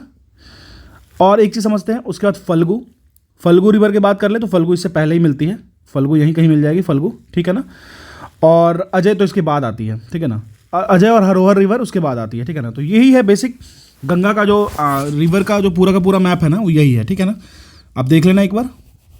चलिए अब थोड़ा सा हम लोग इसके पे चलते हैं। तो दक्षिण दिशा भी हो गया हमारा, ठीक है ना। तो this is all about Ganga river, ठीक है ना। वैसे मैं एक अलग सेपरेट वीडियो रिवर्स की, बिहार रिवर्स की डालूंगा बाय यूजिंग मैप, क्योंकि मैप के बिना ये आसान नहीं होता करना, थोड़ा सा टफ हो जाता है, ठीक है। तो मैं मैप से डालूंगा, आप देख लेना एक बार जा करके। अब हम लोग उत्तरी बिहार की रिवर की बात कर लेते हैं अलग अलग से, ठीक है ना। तो आपको पता है कि उत्तरी बिहार की रिवर, पहली रिवर है गंडक नदी, ठीक है ना। मैंने आपको बताया ना गंडक रिवर के बारे में, ठीक है। अच्छा, ये प्रवेश कहाँ से करती है? ये प्रवेश करती है वाल्मीकि नगर पश्चिम चंपारण से बिहार में एंटर करती है, ठीक है ना। याद रखिएगा, वाल्मीकि नगर पश्चिम चंपारण से बिहार में एंटर करती है, ठीक है ना। इसकी बिहार में लंबाई है 250 किलोमीटर, ठीक है ना। इसका और भी नेम है, जैसे काली गंडक, सदानीरा, गांडकी और नारायणी तथा सालिग्रामी, ठीक है ना। सालिग्राम पत्थर लेके आती है, इसलिए उसको सालिग्रामी कहते हैं, ठीक है ना। इसमें से इसके बेड पे सालिग्राम की पत्थर मिलती है, ठीक है ना। चलिए, अब इसकी जो मार्ग है, जो इसकी जो पाथ्स है गंडक रिवर की, उसकी देख लेते हैं वो कहाँ कहाँ है। देखिए, पश्चिम एवं पूर्वी चंपारण, सारण, गोपालगंज, सिवान तथा मुजफ्फरपुर जिला। याद रखिएगा, पश्चिम एवं पूर्वी चंपारण, ठीक है ना, ईस्ट और वेस्ट दोनों चंपारण, सारण, गोपालगंज, सिवान तथा मुजफ्फरपुर जिला, ठीक है ना। ये मिलता कहाँ है गंगा से? तो गंगा से मिलती है हाजीपुर के एरिया के पास, हाजीपुर में आके मिलती है गंगा नदी में, ठीक है ना। और उत्तर प्रदेश एवं बिहार की सीमा रेखा ये भी बनाती है। तो अभी तक हम लोगों ने 2 रिवर को देख लिया, एक तो ये हो गया सेकंड रिवर और पहला हो गया घाघरा रिवर, ठीक है ना।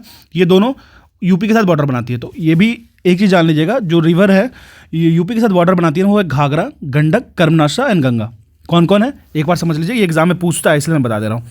एक हो गया घाघरा, ठीक है ना, फिर एक हो गया गंडक, फिर एक हो गया कर्मनाशा, ठीक है ना, एक गंगा। तो याद रखिएगा ये 4 रिवर है जो यूपी के साथ बॉर्डर बनाती है, ठीक है ना। सोन रिवर वो दानापुर के पास आके मिलती है गंगा में, ठीक है ना। और पटना जो है ना वो गंगा, सोन और गंडक के कॉन्फ्लुएंस पे बसा हुआ शहर है, ठीक है ना। याद रखिएगा, सोन और पुनपुन है ना वो एमपी से आती है, जो गंगा को ज्वाइन करती है। पुनपुन ज्वाइन करती है फतुहा के पास, सोन ज्वाइन करती है दानापुर के पास, ठीक है ना। और फल्गु को निरंजना भी कहते हैं, गौतम बुद्ध से रिलेटेड आपको पता ही होगा, ठीक है ना। तो this is all about Ganga Gandak नदी। अब हम लोग चलते हैं घाघरा, जिसको हम लोग सरयू रिवर भी कहते हैं। मैंने ऑलरेडी इसके मैप को ड्रॉ किया था, आपको पता ही होगा। और ये यूपी के साथ बॉर्डर बनाती है, ये भी आपको पता है, ठीक है ना। घाघरा जिसको सरयू नदी कहते हैं, बिहार में ये एंटर करती है गुठनी एक जगह है सारण जिला में, ठीक है ना। अच्छा, बिहार में इसकी लंबाई है 83 किलोमीटर, ठीक है ना। इसकी जो मार्ग है ना वो सिवान एवं सारण, बस सिवान एवं सारण याद रखिएगा। इसकी जो मार्ग है वो सिर्फ और सिर्फ सिवान और सारण में है, ठीक है ना। अब हम लोग इस संगम बात करते हैं, ये गंगा में कहाँ मिलती है? तो गंगा नदी मिलती है, एक रेविलगंज जगह है सारण में, वहाँ मिल जाती है आकर के। याद रखिएगा, गंगा नदी में रेविलगंज सारण में आकर मिल जाती है। अब इसकी कुछ खासियत समझते हैं। प्रायः मार्ग में परिवर्तन, उत्तर प्रदेश एवं बिहार की सीमा रेखा।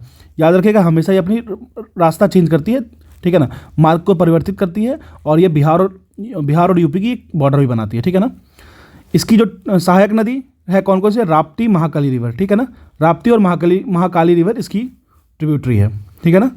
चलिए अब चलते हैं बूढ़ी गंडक पे।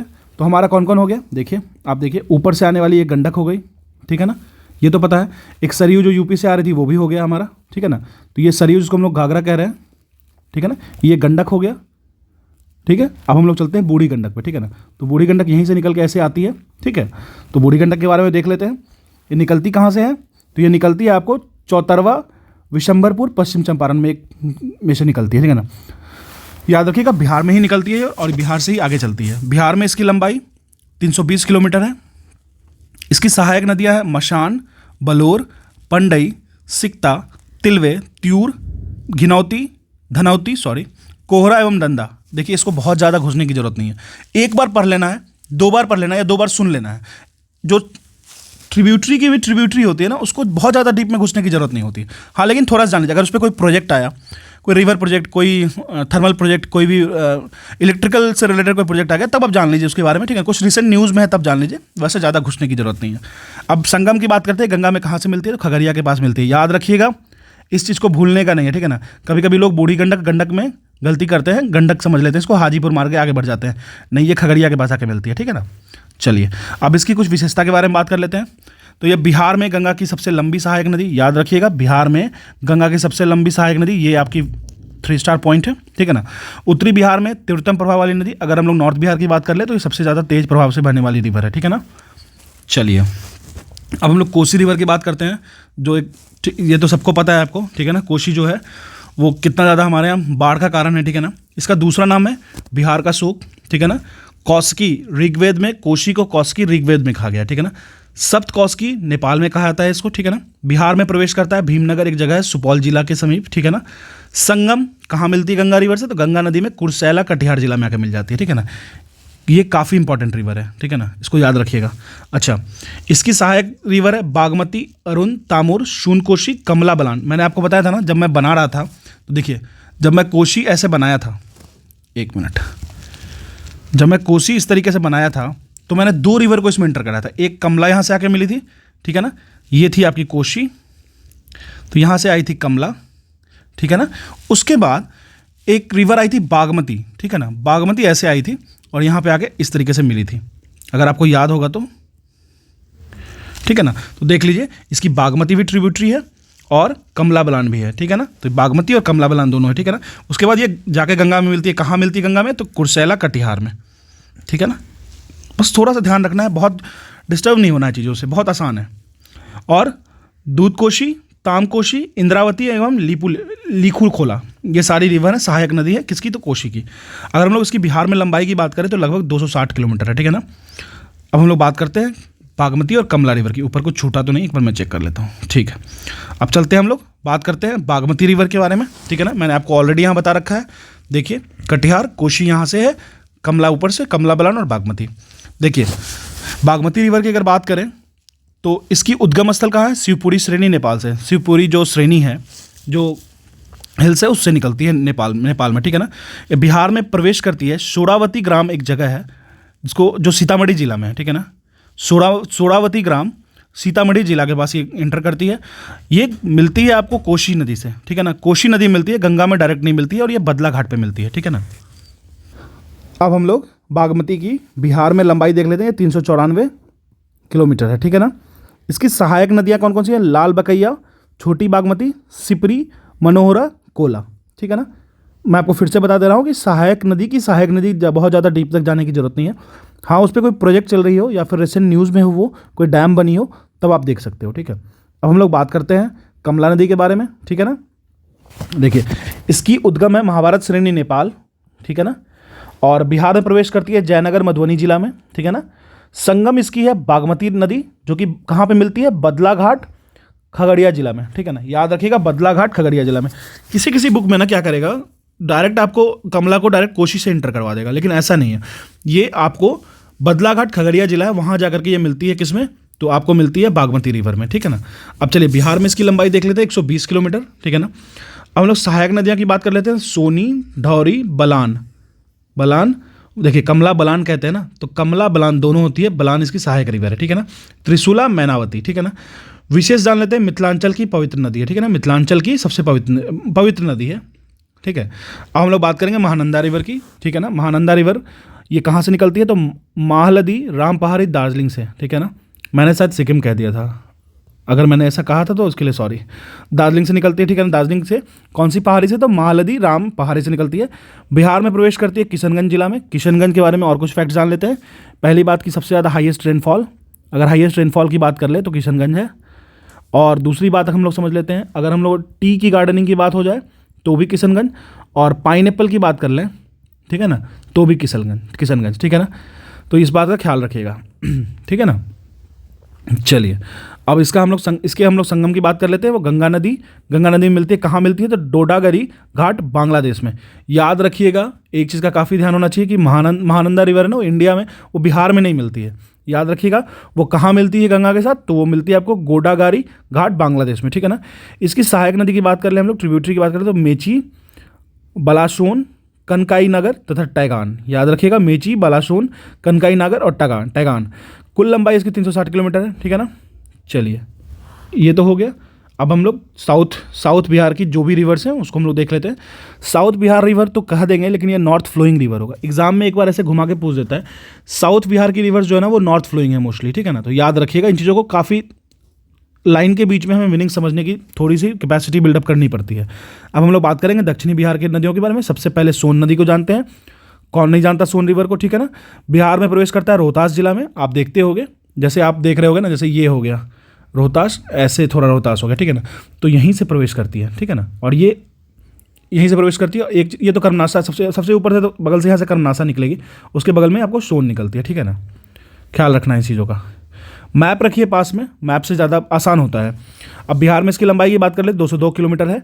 संगम देख लेते हैं गंगा नदी में, कहाँ, मनेर। मनेर तो आपको पता होना चाहिए, पटना में है, गंगा नदी में यहीं जाके मिलती है मनेर में, ठीक है ना, इस बात का ख्याल रखिएगा, ठीक है। अच्छा, सहायक नदियों की बात कर ले तो गोपद, रिहंद, बनास, कनहर तथा उत्तरी कोयल। याद रखिएगा उत्तरी और दक्षिणी दोनों कोयल है।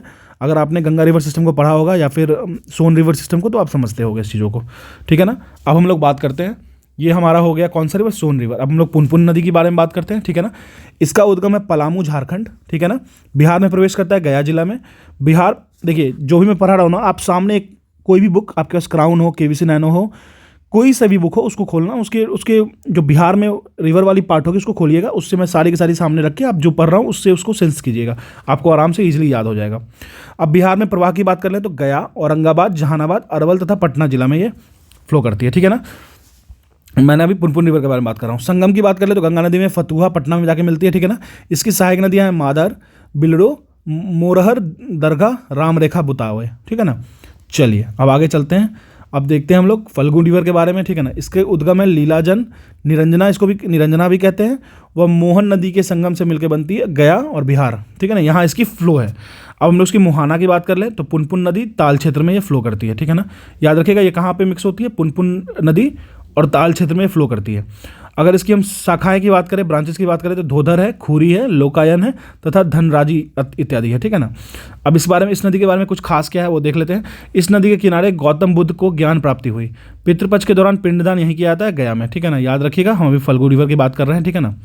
चलिए अब हम लोग बात करते हैं कुछ छोटी मोटी रिवर्स जो हैं उसके बारे में, जैसे अजय रिवर, ठीक है ना। अजय रिवर के बारे में जानते हैं। इसका उद्गम है आपको बटपार, जमुई जिला, बिहार। तो ये बिहार में ही निकलती है और बिहार में ही गंगा में इंटर करती है, ठीक है ना, याद रखिएगा। चलिए, सॉरी, गंगा में नहीं मिक्स होती है। इसकी संगम है भागीरथी नदी और ये पश्चिम बंगाल में जाके मिक्स होती है। बिहार में प्रवाह की बात करें तो जमुई और मुंगेर में ही सिर्फ बहती है। ये अजय रिवर की बात हो रहा है, जमुई और मुंगेर में ही बात होती है, ठीक, फ्लो होती है। अब हम लोग बात कर लेते हैं सकरी नदी, ठीक है। छोटी मोटी रिवर्स है ये सब, लेकिन जानना जरूरी है। इसकी उद्गम, ये इसकी सोर्स क्या है, छोटा नागपुर पठार, ठीक है ना। बिहार में प्रवेश करती है गोविंदपुर के निकट, ठीक है ना, नवादा जिला। याद रखिएगा सकरी रिवर की बात कर रहे हैं। बिहार में प्रवेश करती है गोविंदपुर के निकट, नवादा जिला, ठीक है ना। बिहार में इसकी प्रभाव कहाँ कहाँ है तो नवादा में, पटना, गया तथा मुंगेर जिला। याद रखिएगा नवादा, पटना, गया तथा मुंगेर जिला। संगम की बात कर लेते हैं तो गंगा नदी में ये क्यूल तथा मनोहर के साथ आके मिक्स होती है, क्यूल तथा मनोहर के साथ आके मिक्स होती है, ठीक है ना। अब हम लोग कर्मनासा रिवर के बारे में बात कर लेते हैं। इसका उद्गम है कैमूर पर्वत, बिहार। संगम है गंगा नदी, चौसा, बक्सर जिला, ठीक है ना। संगम है गंगा नदी में कहाँ मिलती है, चौसा और बक्सर जिला में, चौसा जो कि बक्सर जिला में वहाँ आके मिलती है, ठीक है ना। इसके बारे में कुछ विशेष जान लेते हैं। अशुभ या अपवित्र नदी मानी जाती है। उत्तर प्रदेश व बिहार से इसकी सीमा बनती है, ठीक है ना। याद रखिएगा इसको अशुभ या अपवित्र नदी मानते हैं, ठीक है ना। कर्म को नाश, कर्म सारे नाश हो जाएंगे, ठीक है। जिस तरह गंगा में नहाने से कर्म सारे धुल, वो पाप सारे धुल जाते हैं ना, उसी तरीके से, ठीक है। चलिए अब बात करते हैं हम लोग एक और रिवर, हाँ, चायन रिवर देख लेते हैं। चानन रिवर है, ठीक है ना। चानन नदी जो है उसका एक अलग नाम भी इसको पंचानन कहते हैं। उद्गम इसका छोटा नागपुर पठार है, ठीक है ना। प्रमुख धाराएं की बात कर लें तो तिलैया, पैमार, धरांजे, महाने। आपस में संगम इसके होते हैं गिरियक, जो नालंदा जिला में पड़ता है, ठीक है ना। एक और लास्ट है क्यूल रिवर, क्यूल नदी के बारे में जान लेते हैं। उसका उद्गम है गिरिडीह जिला, झारखंड। याद रखिएगा क्यूल नदी जो है गिरिडीह जिला, झारखंड में निकलता है। इसकी सहायक नदियाँ बनड़, हरोहर व अंजन, या हरोहर, याद रखिएगा हरोहर कभी कभी ये पूछा जा सकता है। बिहार में प्रवेश इसकी देखते हैं सतपहारी, जमुई जिला में करता है, ठीक है ना। जमुई में क्यूल जो है जमुई जिला से एंटर करता है बिहार में, ठीक है ना। इसकी संगम की बात कर लेते हैं तो गंगा नदी में सूरजगढ़ में मिलता है, जो कि लखीसराय डिस्ट्रिक्ट में है, ठीक है ना। क्यूल रिवर काफ़ी इंपॉर्टेंट रिवर है, इसको आपको ध्यान रखना चाहिए। इसकी जो बिहार में प्रवेश है वो सतपहारी जमुई जिला में है। संगम इसकी गंगा नदी से सूरजगढ़ लखीसराय जिला में है, ठीक है ना। चलिए अब कुछ छोटे छोटे फैक्ट्स जान लेते हैं, ठीक है। सिकराना नदी को बूढ़ी गंडक के नाम से भी जाना जाता है, ठीक है ना। सिकराना नदी भी, इसको बूढ़ी गंडक को सिकराना नदी भी कहते हैं, ठीक है ना। डेहरी बांध किस पे स्थित है तो सोन नदी पे है, ठीक है ना। डेहरी और सोन कहते हैं ना, डेहरी ऑन सोन, ठीक है ना। अब कहते हैं बिहार में प्रवाहित नेपाल की पवित्रम नदी कौन सी है, बागमती। नेपाल की पवित्रमय जो है ना वो रिवर है बागमती, ठीक है ना। मेची सहायक नदी है महानंदा की, ठीक है ना। अच्छा, एक चीज़ और प्रोजेक्ट आने वाली है, कोसी मेची लिंकिंग का भी प्रोजेक्ट स्टार्ट होने वाला है, ठीक है ना, तो याद रखिएगा। तो मेची सहायक नदी है महानंदा की, इस बात का ख्याल रखना है। देवहा एंड गोगरा, ये किस, घाघरा को ही देवहा और गोगरा कहते हैं, ठीक है ना। बिहार में गंगा की उत्तरी सहायक नदियों में सबसे लंबी सहायक नदी है बूढ़ी गंडक नदी। याद रखिएगा, अगर हम लोग उत्तरी सहायक नॉर्थ ट्रिब्यूटरी की बात करें ना, तो वहाँ पे बूढ़ी गंडक नदी जो है सबसे लंबी है, ठीक है ना। अब एक चीज़ समझते हैं, लखनदेई और करनाली नाम से जाने जाने वाली नदी है घाघरा रिवर। याद रखिएगा, लखनदेई और करनाली के नाम से जाने जाने वाली है घाघरा नदी। अब्दुल बारी पुल स्थित कहाँ पे, तो सोन नदी पे। याद रखिएगा, अब्दुल बारी जो है वो पुल स्थित है सोन नदी रिवर पे, ठीक है ना। सोन नदी के अन्य नाम क्या है, हिरण्यवाह है एंड सोनभद्र नदी है, ठीक है ना। तो ये हो गया हमारा कंप्लीट रिवर के बारे में, बिहार की रिवर्स के बारे में टोटल हो गया। अब हम लोग जलप्रपात देख लेंगे। हालांकि मैंने जलप्रपात और डैम्स ये सब की सारी वीडियो डाल रखी है एक अलग से प्लेलिस्ट बना करके, बिहार थ्रू मैप, ठीक है ना, बिहार सिंप्लीफाइड थ्रू मैप, उसको जरूर देखिएगा, इससे भी ज़्यादा फायदा करेगा वो, ठीक है ना। अब बिहार में हम लोग कुछ बिहार के वाटरफॉल्स और हॉट स्प्रिंग्स एंड कुछ लेक्स के बारे में जान लेते हैं। सबसे पहला काकोलत जलप्रपात है, ठीक है ना। ये कहाँ पे स्थित है, तो ये नवादा जिला में स्थित है। काकोलत पहाड़ी है वहाँ पे स्थित है, ठीक है ना। इसकी कुल ऊंचाई है लगभग 150 फीट, 150 फीट इसकी लगभग ऊंचाई है। अगर हम लोग इसकी मेन प्रपात की बात करें तो जो इसमें मेन फॉल है उसकी हाइट है 80 फीट, ठीक है ना। और इसकी कुछ विशेषता जानते हैं। कोडरमा पठार से उद्गमित 7 जलधाराओं से मिलने का से निर्माण हुआ है। तो कोडरमा पठार से जो निकलती है ना, कोडरमा प्लेट्यू से, वहाँ से 7 जलधारा निकलती है, उससे इसका वो निर्माण होता है, ठीक है ना। इस बात का काफ़ी याद रखना है। काकोलत जलप्रपात जो ना एग्जाम में आपको इसका कहाँ पे सिचुएटेड है ये पूछता है, ठीक है ना। तो याद रखिएगा ये नवादा जिला में सिचुएटेड है। अब बात करते हैं हम लोग और चलते हैं आगे। धुआं कुंड एवं मांझर कुंड जलप्रपात, ठीक है ना। धुआं कुंड एवं मांझर कुंड जलप्रपात के बारे में जान लेते हैं। ये कहाँ पे है, ताराचंडी पहाड़ी रोहतास जिला में है, ठीक है। याद रखिएगा, ताराचंदी पहाड़ी रोहतास जिला में है। नदी घोवा और काव रिवर पे है, ठीक है ना। अच्छा, और सिख जो है ना, सिख संप्रदाय, उनके लिए काफ़ी महत्वपूर्ण स्थल मानी जाती है, ठीक है ना। अब हम लोग करकटगढ़ जलप्रपात की बात करें, वाटरफॉल की बात करें, तो ये कैमूर जिला में है, ठीक है ना। इसकी ऊंचाई 100 फीट है लगभग। कैमूर वन अभयारण्य का भाग है ये, याद रखिएगा, कैमूर वन अभयारण्य का भाग है, ठीक है ना। चलिए अब और आगे चलते हैं, कुछ और माइनर जलप्रपात से उनको देख लेते हैं कुछ और, ठीक है। तो देखिए नेक्स्ट है आपको तेलहड़ कुंड जलप्रपात की बात कर लेते हैं। तो देखिए तेलहड़ पूछ रखा है एग्जाम में, तो इसका काफ़ी ज़्यादा ध्यान रखना है। तो ये दुर्गावती नदी के पास में है, कैमूर जिला में। तेलहड़ कुंड जलप्रपात की बात कर ले, तेलहड़ वाटरफॉल की बात कर ले, तो ये दुर्गावती नदी के पास है कैमूर जिला में, ठीक है ना। याद रखिएगा। जियार खंड जलप्रपात की बात कर ले, फिर से रिपीट कर रहा हूँ, जियार खंड जलप्रपात की बात कर लेना, तो ये आपको फुलवरिया नदी भोजपुर जिला में है। जियार खंड जलप्रपात की बात कर ले, वाटरफॉल की बात कर ले, तो फुलवरिया नदी भोजपुर जिला में है। ओखारीन कुंड की बात कर लें तो ये गोपक नदी रोहतास जिला में है। ओखारीन कुंड की बात कर ले तो ये गोपक नदी रोहतास जिला में, ठीक है ना। नेक्स्ट है आपको देवदारी जलप्रपात, देवदारी वाटरफॉल, तो ये कहाँ पे है, कर्मनाशा रिवर पे रोहतास में, ठीक है। याद रखिएगा, देवदारी जलप्रपात जो है वो कर्मनाशा नदी रोहतास में है। खुआरी दाह की बात कर ले हम, तो ये नदी अशाने पे है, जिला इसका रोहतास है, ठीक है ना। राकिम कुंड की बात कर लेते हैं, ये नदी गायघाट रिवर पे है और जिला ये रोहतास में है, ठीक है। रोहतास में बहुत सारे वो हैं, कुंड हैं, जलप्रपात हैं, ठीक है। हम लोग बात कर लेते हैं सुवारा की, ठीक है ना। ये किस नदी पे है, तो पूर्वी सुवारा, जिला इसका रोहतास है, ठीक है ना।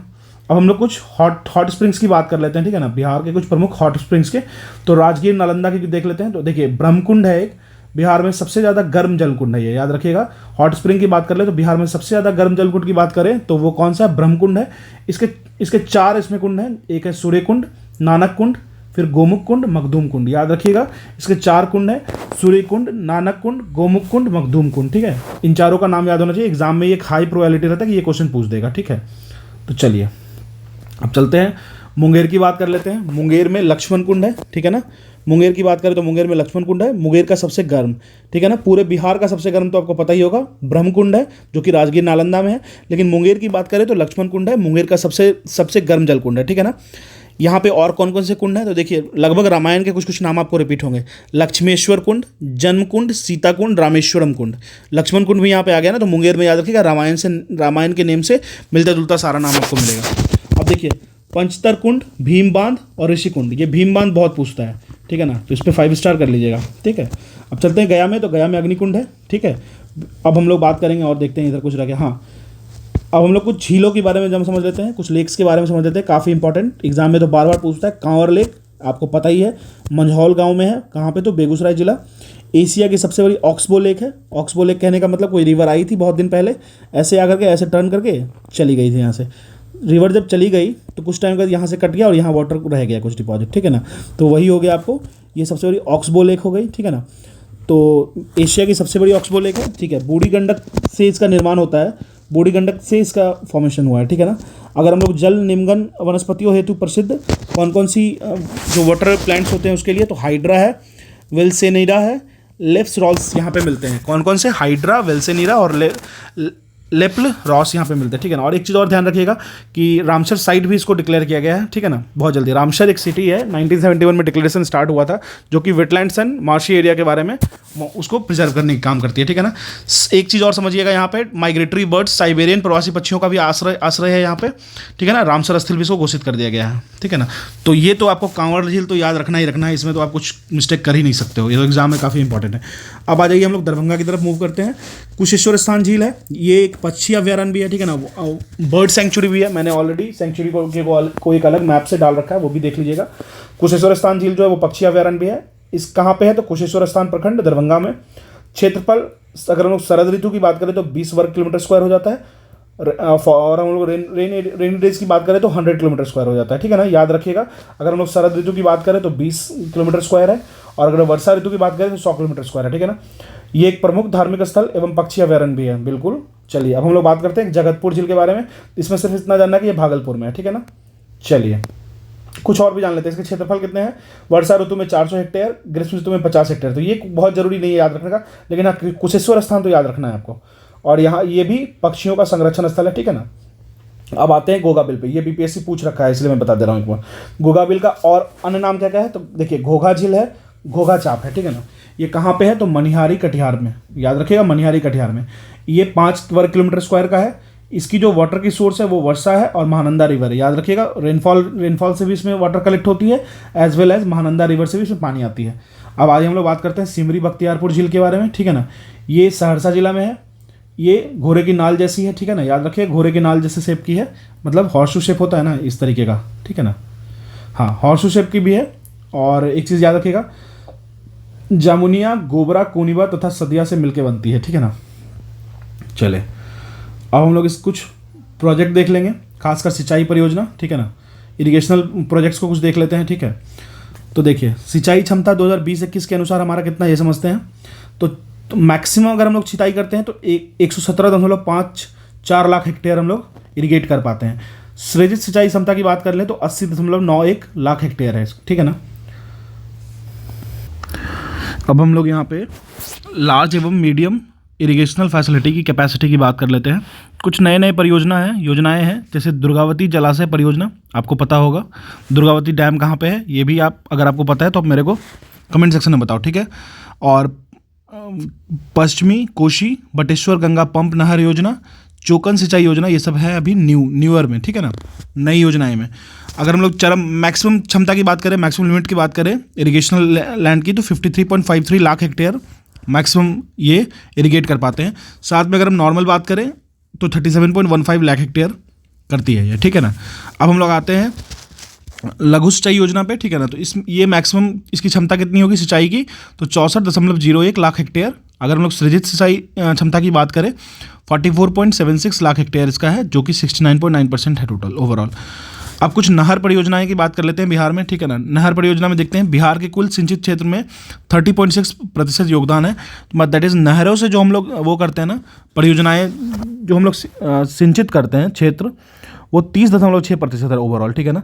अगर हम लोग ओवरऑल सिंचित क्षेत्र सर्वाधिक कहाँ पे है, तो रोहतास में है। अगर हम लोग नहर परियोजना की बात करें तो सबसे ज़्यादा अगर सिंचाई होता है वो रोहतास में होता है, जो कि 3.72 लाख हेक्टेयर है, ठीक है ना।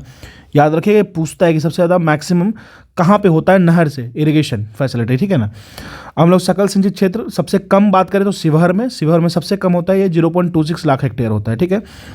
नहरों से सिंचित सर्वाधिक क्षेत्र रोहतास में है, जो कि ऑलरेडी हम लोगों ने बात कर लिया है, और ये है आपको 2.80 लाख हेक्टेयर, ठीक है ना। पश्चिम चंपारण की बात करें तो 1.85 लाख हेक्टेयर, औरंगाबाद की बात करें तो 1.44 लाख हेक्टेयर। ये हो गया आपको नहर का टोटल, ठीक है ना। अब हम लोग चलते हैं कुछ कोशी पे बनी परियोजनाओं को देख लेते हैं, ठीक है ना। कोशी नदी परियोजना, तो यहाँ पे एक फस्ते बांध है, ठीक है ना, बांध है, वो याद रखिएगा। हनुमान नगर अवरोधक बांध, ये नेपाल में है, ठीक है ना। कोशी पे दो डैम है, एक फस्ते डैम है, एक हनुमान नगर अवरोधक डैम जो है वो नेपाल में है, ठीक है ना। अब कुछ नहरें की बात कर लेते हैं। तो एक है पूर्वी कोशी नहर, जिससे बेनिफिट लेता है सुपौल, सहरसा, मधेपुरा, पूर्णिया, कटिहार, अररिया तथा खगड़िया। याद रखिएगा, पूर्वी कोशी नहर की बात करें तो सुपौल, सहरसा, मधेपुरा, पूर्णिया, कटिहार, अररिया और खगड़िया लेता है। पश्चिमी कोशी नहर की बात करें तो दरभंगा, समस्तीपुर, सुपौल एंड मधुबनी। याद रखिएगा, पश्चिम साइड में दरभंगा, समस्तीपुर, सुपौल और मधुबनी इससे बेनिफिट लेता है, ठीक है ना। छतरा नहर की बात कर लेते हैं तो ये नेपाल का मोरांग क्षेत्र में है ये नहर, ठीक है ना। अब कुछ गंडक नदी परियोजना की बात कर लेते हैं। ये थोड़ा पुराना भी है और इंपॉर्टेंट भी है, ठीक है ना। तो इसको देख लेते हैं। इसमें क्या है, मुख्य पश्चिमी नहर, जो मेन पश्चिमी नहर है उसकी लंबाई है 200 किलोमीटर। इसका एक्सपेंशन है उत्तर प्रदेश, बिहार एवं नेपाल में, ठीक है ना। अगर हम लोग मुख्य पूर्वी नहर की बात कर लें तो इसकी लंबाई है 293 किलोमीटर। अन्य नाम इसका तिरहुत नहर भी है। याद रखिएगा, पूर्वी नहर का नाम, अन्य नहर नाम इसका तिरहुत नहर भी है। और इसका विस्तार कहाँ का है, तो मुजफ्फरपुर, वैशाली, पश्चिम चंपारण एवं समस्तीपुर। याद रखिएगा। अब हम लोग कुछ सोन नदी पे परियोजना जो है उसको देख लेते हैं। वो बिहार की सबसे पुरानी आधुनिक नहर परियोजना है। याद रखिएगा, बिहार की सबसे पुरानी आधुनिक मॉडर्न नहर परियोजना है। 1876 ईस्वी में इसको बनाया गया था। इसकी उद्गम है डेहरी, जो रोहतास में है, ठीक है ना। प्रमुख नहरें वो देख लेते हैं। पश्चिमी सोन नहर जो होगा, ठीक है ना। वेस्ट सोन नहर कौन सा है, तो उसका उद्गम है डेहरी, सोन नदी पर बायां तट। याद रखिएगा। लाभान्वित इससे कौन कौन से जिले होते हैं, तो रोहतास, भभुआ, भोजपुर एंड बक्सर, ठीक है ना। चलिए अब एक और देख लेते हैं। सोन में ही पूर्वी सोन नहर, ठीक है ना। ईस्टर्न पार्ट वाली सोन नहर के देख लेते हैं। उद्गम इसका कहाँ है, वारुण, सोन नदी का दाहिना तट है, लंबाई 126 किलोमीटर है। और मुहाना इसका है, जो गंगा पटना के निकट में है, ठीक है ना। चलिए, लाभान्वित इससे कौन कौन से जिले होते हैं, तो औरंगाबाद, गया, जहानाबाद, अरवल और पटना, ठीक है ना। अब एक आते काफ़ी इंपॉर्टेंट है, ठीक है ना। त्रिवेणी नहर तो इतना इंपॉर्टेंट है कि आप इसको स्किप करके नहीं जा सकते हो। इसका निर्माण हुआ था वर्ष 1907 में, ठीक है ना। इसकी हिस्ट्री भी याद रखनी है। इसकी उद्गम है गंडक नदी, त्रिवेणी, पश्चिम चंपारण जिला, ठीक है ना। गंडक नदी पे त्रिवेणी जगह है एक, पश्चिम चंपारण जिला में, वहाँ से। अब इससे जिला कौन कौन प्रॉफिटेबल होते हैं, तो पश्चिमी चंपारण होता है, ठीक है ना। याद रखिएगा, पश्चिमी चंपारण इससे काफ़ी ज़्यादा लाभान्वित होता है। याद रखिए, पश्चिमी चंपारण जिला में है, ठीक है ना। अन्य सिंचाई योजना की बात कर ले तो चंदा जलासन योजना है, जो भागलपुर में है। बदुआ जलाशय योजना, जो भागलपुर मुंगेर में है। मूसाखंड सिंचाई योजना, जो कैमूर को प्रॉफिट देती है, ठीक है ना। चलिए अब देख लेते हैं कुछ और। एक नहर है त्यूर एवं ढाका नहर, ठीक है ना। इससे लाभान्वित जिला है पूर्वी चंपारण। ये ढाका बांग्लादेश का ढाका नहीं, अपने बिहार का, ये पूर्वी चंपारण है, ठीक है ना। इसकी उद्गम है ललबकिया एवं त्यूर नदी, गंडक की सहायक नदियां हैं। याद रखिएगा, ये हम लोग पूर्वी चंपारण की बात कर रहे हैं, ईस्ट चंपारण की बात कर रहे हैं, ठीक है ना। अब हम लोग बात करेंगे कमला नहर की। ये उद्गम इसकी कहाँ होगी, ऑब्वियस है, जो कमला रिवर है, ठीक है ना, दरभंगा जिले के उत्तर से। लाभान्वित जिला इससे कौन है, दरभंगा एवं मधुबनी, ठीक है ना। अब हम लोग बात कर लेंगे सकरी नहर की। तो इसका निर्माण वर्ष 1950 में हुआ था। उद्गम इसका सकरी नदी है। इससे जिला जो प्रॉफिटेबल होते हैं वो है गया, नवादा एवं नालंदा, ठीक है ना। और कुछ इंपॉर्टेंट नहरें को देख लेते हैं, जैसे दुर्गावती जलाशय परियोजना, ये पूछा है एग्जाम में। ये दुर्गावती रिवर पे है और ये है कैमूर एंड रोहतास में। इससे बेनिफिटेड होते हैं कैमूर और रोहतास, ठीक है ना। याद रखिएगा। एक है बरनार परियोजना, ठीक है ना, ये बरनार रिवर पे है और इससे जमुई प्रॉफिटेबल होता है, ठीक है। तो अब कुछ और देख लेते हैं। बागमती नदी, हाँ, एक है बागमती नदी परियोजना, ठीक है ना। ये बागमती रिवर पे है, ये जिला सीतामढ़ी में है, ठीक है ना। इससे जिले कौन कौन से प्रॉफिटेबल होते हैं, सीतामढ़ी, पूर्वी चंपारण, मुजफ्फरपुर तथा शिवहर, ठीक है ना। अब हम लोग कुछ समझेंगे कि कुछ जल विद्युत परियोजनाएं जो वाटर से जो इलेक्ट्रिसिटी जनरेट की जाती है, हाइडल इलेक्ट्रिसिटी, उसमें कौन कौन सी है, तो एक डेहरी में, रोहतास में है, डेहरी पे है रोहतास में। एक वरुण है औरंगाबाद में, वाल्मीकि नगर में पश्चिम चंपारण में, कटैया है आपको सुपौल में, ठीक है ना। अगनूर है अरवल में। देखिए इतना ज़्यादा डिटेल में घुसने की जरूरत नहीं, लेकिन एक बार सुन लीजिए, सुना रहेगा ना तो याद रहेगा। नासरी है रोहतास में, त्रिवेणी पश्चिम चंपारण में, ये काफ़ी इंपॉर्टेंट है, ठीक है ना। ये इंपॉर्टेंट है, कटैया इंपॉर्टेंट है और डेहरी इंपॉर्टेंट है, ठीक है ना। श्रीखंडी है आपको रोहतास में, ठीक है। बेलसार है अरवल में, सेवारी रोहतास में, जयनागरा रोहतास में, ठीक है ना। चलिए अब आगे चलते हैं, नलकूप की बात कर लेते हैं, ठीक है ना। देखिए नलकूप से जो टोटल इरिगेशन का एरिया है ना वो 63.9% है, ठीक है ना, जो कि मैक्सिमम है। मतलब नलकूप से ज़्यादा इरिगेशन फैसिलिटी ली जाती है बिहार में। अगर हम लोग बात करें सर्वाधिक सिंचाई की, तो मैक्सिमम सिंचाई कहाँ होती है, घटते हुए क्रम में। तो पहला सबसे ज़्यादा नलकूप से होता है समस्तीपुर में, फिर सीतामढ़ी, फिर कटिहार, देन पूर्वी चंपारण में। याद रखिएगा, पूर्वी चंपारण की बात हो रही है। फिर तालाब से देख लेते हैं। तालाब से हम लोग मैक्सिमम कुल सिंचित क्षेत्र है 1.90%, बहुत कम है। लगभग 115,000 हेक्टेयर भूमि की सिंचाई की जाती है तालाब से, ठीक है ना। सर्वाधिक सिंचाई की अगर बात करें हम तो दरभंगा तालाब से शेखपुरा, सीतामढ़ी, जमुई तथा सिवान में। याद रखिएगा, हम लोग तालाब से बात कर रहे हैं, तो सर्वाधिक सिंचाई घटते हुए क्रम में दरभंगा, शेखपुरा, सीतामढ़ी, जमुई और सिवान से, ठीक है ना। अगर हम लोग पाइन की बात कर ले, ठीक है ना, तो कृत्रिम कच्ची नहर जैसी सिंचाई प्रणाली होती है इसकी, ठीक है ना। और ये अत्यंत प्राचीन है, कब की है, मौर्यकालीन रीजन की भी है, ठीक है ना। इसमें प्रमुख झीलें जैसे गया, नवादा, जमुई, बांका एवं भागलपुर में इसको यूज किया जाता है, ठीक है ना। चलिए, अच्छा, इसके कुछ पार्ट्स होते हैं, तो उसके आहार कहा जाता है पाइन का मुहाना, जो माउथ होता है पाइन का, उसको आहार कहा जाता है।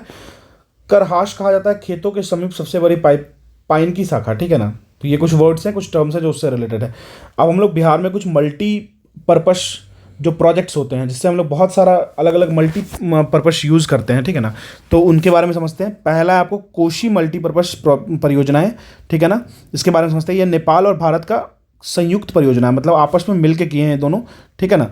अब ये समझते हैं, इसकी समझौता हुआ था 1954 में, निर्माण कार्य स्टार्ट हुआ था 1959 में, निर्माण कार्य खत्म हुआ 1963 में, अनाउंस हुआ था 1954 में, स्टार्ट हुआ था 1959 में, खत्म हुआ था 1963 में। कोशी पूर्वी नहर, कोशी ईस्ट नहर जो है ना, विद्युत गृह की स्थापना की गई थी 1978 में, ठीक है ना। अब हम लोग इसकी मुख्य उद्देश्य की बात कर लेते हैं, तो बाढ़ नियंत्रण, फ्लड कंट्रोल था, जल विद्युत उत्पादन, सिंचाई एवं भूमि संरक्षण के लिए था ये, ठीक है ना। परियोजना का चरण क्या था, फर्स्ट स्टेज में जो हुआ था वो हनुमान नगर नेपाल में बांध का निर्माण किया गया था। पूर्वी कोशी नहर जो कि 44 किलोमीटर का है, उसका निर्माण किया गया। सेकंड चरण में अगर हम लोग देखते हैं तो वेस्ट कोशी नहर को, जो कि 113 किलोमीटर का, उसका निर्माण किया गया। तो 2 भाग में इसका कंप्लीट चरण था, ठीक है ना। अगर हम लोग गंडक पे बहुउद्देशीय परियोजना, दैट इज गंडक पे मल्टीपर्पज प्रोजेक्ट की बात करें, तो इसमें कौन कौन सी स्टेट है जो मिलके बनाई है इसको देखिए। एक तो उत्तर प्रदेश, बिहार और साथ साथ में एक नेपाल भी इसमें मिलके काम किया, ठीक है ना। भारत नेपाल समझौता 1959 में हुआ था, उसके तहत इसको बनाया गया था। योजना आयोग द्वारा परियोजना को मंजूरी दिया गया था 1961 में। जल विद्युत परियोजना की स्थापना पश्चिम चंपारण जिला में किया गया, ठीक है ना। अब हम लोग बात करते हैं पूर्वी ईस्ट चंपारण नहर परियोजना की, ठीक है ना।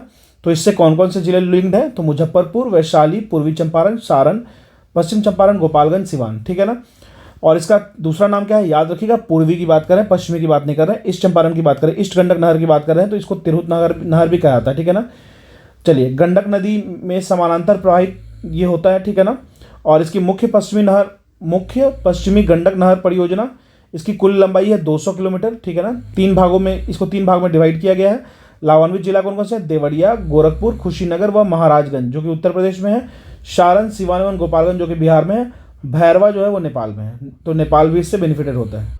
अब अगर हम लोग सोन रिवर मल्टीपर्पज़ प्रोजेक्ट की बात कर लें, तो बिहार में प्रथम जो मल्टीपर्पज़ प्रोजेक्ट था ना, वो सोन बैराज या इंद्रपुरी, इसको कदवन बैराज नामक जलाशय का निर्माण कराया गया था, ठीक है ना। ये पहला था बिहार में, ठीक है ना।